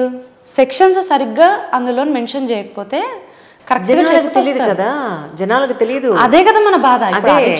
అవేర్నెస్ లేదు, అవేర్నెస్ లేదు. అడ్వకేట్స్ ఏమనుకోదు, అడ్వకేట్స్ ఎడ్యుకేట్ చేయరు వాళ్ళని. చేసే వాళ్ళన్నా వింటున్నారా? ఇప్పుడు నేను ఇంత చెప్పాను, అవును, ఎన్ని నెగిటివ్ కామెంట్స్ వస్తాయో హూ నోస్. అవును, అది కూడా పెద్ద ప్రాబ్లమే. We don't know. అవును, డిఫరెన్సెస్ ఆఫ్ ఒపీనియన్ అందరికీ ఉండొచ్చు, కానీ కన్స్ట్రక్టివ్ క్రిటిసిజం ఉండాలి. కరెక్ట్, అంతే కదా. ఉట్టిగా ఎవరు ఇప్పుడు I'm giving my time, I'm giving my energy, ఎక్కడి నుంచో నేను ఇక్కడ దాకా వచ్చి ఒక 10 మందికి ఒక అవగాహన కలిగించడానికి ప్రయత్నిస్తున్నానంటే, రేపు నాకే అట్లాంటి పరిస్థితి వచ్చినా కూడా నాకు తెలియకపోతే నేను ఏం చేయగలుగుతాను నా గురించి? నేను అడ్వకేట్ కాబట్టి నాకు తెలుసు. అవును, నాకు తెలియకపోతే అవును, ఇంకొక అక్కకో, ఒక చెల్లికో, ఒక అమ్మకో, ఒక అన్నకో, ఎవరికో పితృ సమానులో మాతృ సమానులో ఎవరో ఒకరికి ఎక్కడో నష్టం జరుగుతుంది కదా. ఒక్కళ్ళని కాపాడినట్టే కదా, నిజం. ఒక్క జీవితం మారినట్టే. కానీ ఈ సందర్భంగా సొసైటీలో ఉన్న వాళ్ళందరికీ ఒకటి చెప్పాలి, ప్రతి నిమిషం అందరూ అలర్ట్గా ఉండండి, అప్రమత్తంగా ఉండకండి, మన చుట్టూ ఏం జరుగుతుందో తెలుసుకోండి, అజాగ్రత్తగా ఉండొద్దు. ఖచ్చితంగా ఏం అడుగు వేస్తే ఎలాంటి ఆపదలో ఉంటామని 1కి 2 సార్లు ఎంచి కీడెంచి మేలెంచండి. అలర్ట్ ఉండాలంతే. మనం ఎంత ప్రాపర్గా ఉన్నా చేయాలనుకున్నది చేసేవాళ్ళు చేస్తే మనం ఏం చేయలేము. అవును. So I conclude. ఇందులో ఏంటంటే లాస్ట్ మనకి సెక్షన్స్ మనకి మనం మాట్లాడుకున్నాం, కొత్త క్రిమినల్ లాస్ ఫోర్స్లోకి వచ్చాయి, ఎన్ఫోర్స్ అయ్యాయి. సో కొత్త క్రిమినల్ లాస్ ప్రకారం సెక్షన్ 194, సెక్షన్ 194 మనకి police to enquire and report a suicide గురించి డిస్కస్ చేస్తుంది. సో ఒక సూసైడ్ అయినప్పుడు ఎలా ఇన్ఫర్మేషన్ వెళ్తుంది, దాన్ని ఎలా, ఆ ప్రొసీజర్ మొత్తం, ఆ డీటెయిల్స్ అంతా పోలీస్కి ఒక పవర్ వస్తుంది అన్నట్టు. వెళ్ళి ఆ ప్లేస్లో సీన్ ఆఫ్ అఫెన్స్ కానివ్వండి లేదా యాక్ట్ జరిగిన దగ్గరికి వెళ్ళి వాళ్ళు ఇంక్వెస్ట్ చేయడానికి మ్యాజిస్ట్రేట్తోని, అటువంటి పవర్స్ అన్నీ కూడా మనకి ఈ సెక్షన్ ద్వారా వస్తుంది. ఇక్కడే ఈ చాప్టర్లోనే మనకి ఎఫ్ఐఆర్ గురించి కూడా డిస్కస్, ముందు మనకు వేరే సెక్షన్స్ ఉండేవి FIR. So the sections are changed, ఇంకా that's an entire different scenario. So section 196 ఏమో ఇంక్వెస్ట్ ఆఫ్ అ మ్యాజిస్ట్రేట్. పోలీసే కాదు, మ్యాజిస్ట్రేట్ కూడా వెళ్ళి ఇంక్వెస్ట్ చేసేటటువంటి దాని గురించి డిస్కస్ చేస్తుంది అన్నట్టు. సో సెక్షన్ 184 వచ్చి medical examination of a rape victim. Right. So examination ఎలా చేస్తారు, ఇటువంటివన్నీ కూడా మనకి ప్రొసీజర్లోని కనిపిస్తుంటుంది. Bharatiya Nagarik Suraksha Sanhita, not criminal procedure code. Criminal procedure code వెళ్ళిపోయింది, భారతీయ నాగరిక సురక్షా సంహితలో మనకు డిస్కస్ చేయడం జరుగుతుంది అన్నట్టు. 174 సెక్షన్లోని ఎప్పుడు ఒక పోలీసు కాగ్నిజబుల్ కేసెస్లోని ఎఫ్ఐఆర్ని రిజిస్టర్ చేయొచ్చు. 173 అంటే when a police can have power to investigate or to rather take the registration of the FIR అనే దాని గురించి మాట్లాడుతుంది. సో ఇన్ని చెప్తుంది, ఇన్ని లా అంతా ప్రిస్క్రైబ్ చేస్తుంటే ఎక్కడ కూడా పోలీస్ ఆఫీషియల్స్ ఎందుకు ఎఫ్ఐఆర్ లాగా దీన్ని ఒక అన్యాచురల్ డెత్లోనే ఉంచారు కానీ ఎఫ్ఐఆర్ లాగా ఎందుకు దాన్ని పిక్చరైజ్ చేయలేకపోయారు? ఎందుకంటే కేసు స్ట్రాంగ్ అయితే వెనకాతలు ఉన్న వాళ్ళకి ఇబ్బంది కాబట్టి. అది సో ఏదైనా ఉండదు, కేసు తేలిపోతే ప్రాబ్లం ఉండదు కాబట్టి కేసు తేలిపోయేలానే చేశారు. ఇన్ఫాక్ట్ నేను ఈ కేసు గురించి మొత్తం రీసెర్చ్ చేస్తున్నప్పుడు మీరు మాట్లాడడానికి చెప్పినప్పుడు ఆ రోజు స్టార్ట్ చేశాను నేను చదవడం. ఇన్ఫ్యాక్ట్ ఇదే ఎంజీకర్ మెడికల్ కాలేజ్ అండ్ హాస్పిటల్లోని గత 10 సంవత్సరాల్లో 3 ఇలాంటి సస్పిషియస్ డెత్స్ అయ్యాయి. నిజమా?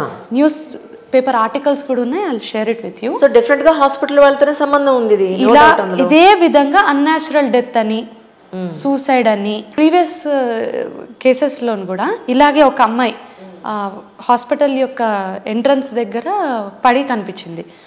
చూస్తే సూసైడ్ అని, పైనుంచి కింద పడిపోయిందని క్లోజ్ చేశారు ఆ కేసుని, అన్యాచురల్ డెత్ అని.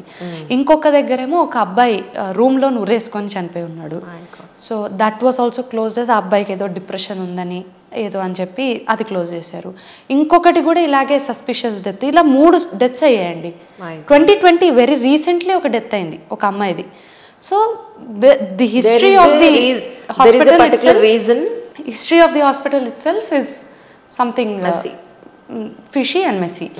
సో ఇలాంటివన్నీ జరిగాయి. సో అసలు అది హాస్పిటల్లా, అది ఒక గ్రేవీ యార్డా ఏంటి అన్నది అసలు అర్థం కావట్లేదు. సరే, leaving aside, getting back to the issue, మనకి బిఎన్ఎస్ భారతీయ న్యాయ సంహిత పనిష్మెంట్స్ని ప్రిస్క్రైబ్ చేస్తుంది. మనం మాట్లాడుకున్నాం ప్రొసీజర్, ఇంప్లిమెంటేషన్స్ ప్రీవియస్ వీడియోలోని. సో మన బిఎన్ఎస్లోని సెక్షన్ 63 రేప్ అంటే ఏంటి అన్నది డిఫైన్ చేయడం జరిగింది. సో డెఫినిషన్ కోవర్షన్తో లేదా ఇష్టం లేకుండా లేదా మైనర్ని కానివ్వండి లేదా ఫోర్స్తో కానివ్వండి, any sexual offence, any sexual activity with the victim is called as rape. Section 64 రేప్కి ఒక పనిష్మెంట్ని ప్రిస్క్రైబ్ చేస్తుంది. సో రేప్కి యొక్క పనిష్మెంట్ ఏంటి అని అంటే, సో సెక్షన్ 64లోని రేప్ మనకి చాలా క్లియర్గా పనిష్మెంట్ని ప్రిస్క్రైబ్ చేస్తుంది.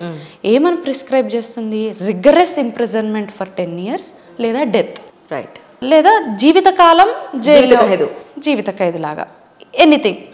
సివియారిటీ డిపెండ్స్, ఇంకా కేసుని బట్టి దాంట్లో ఉన్న వాటిని బట్టి మనకు అర్థమైపోతుంది. సెక్షన్ 66 వచ్చి punishment for causing a person to go into a vegetative state and then ఆ పర్సన్ చనిపోతే, ఇప్పుడు జరిగితే. సో చట్టం ఎప్పుడో ఊహించి, మేధావులు ఎప్పుడో ఊహించి వెజిటేటివ్ స్టేట్ అంటే కూడా చాలా మందికి రాసి పెట్టారు. అంటే అట్లాంటి వెజిటేటివ్ స్టేట్లోకి వెళ్ళాక కూడా అంటే వెళ్ళే విధంగా మర్డర్స్ చేస్తారు ముందే గెస్ అనే ముందు అవగాహన కలిగినటువంటి వ్యక్తులు తయారు చేసినటువంటి చట్టాలు ఇవన్నీ. I understand. So vegetative state చేసినటువంటి వ్యక్తికి డెత్ ఇవ్వడం జరుగుతుంది అని. అది ఒకటే ఉందా? మళ్ళీ ఆల్టర్నేషన్ ఉన్నది, లైఫ్ వరకు ఉంటారు లేదా డెత్.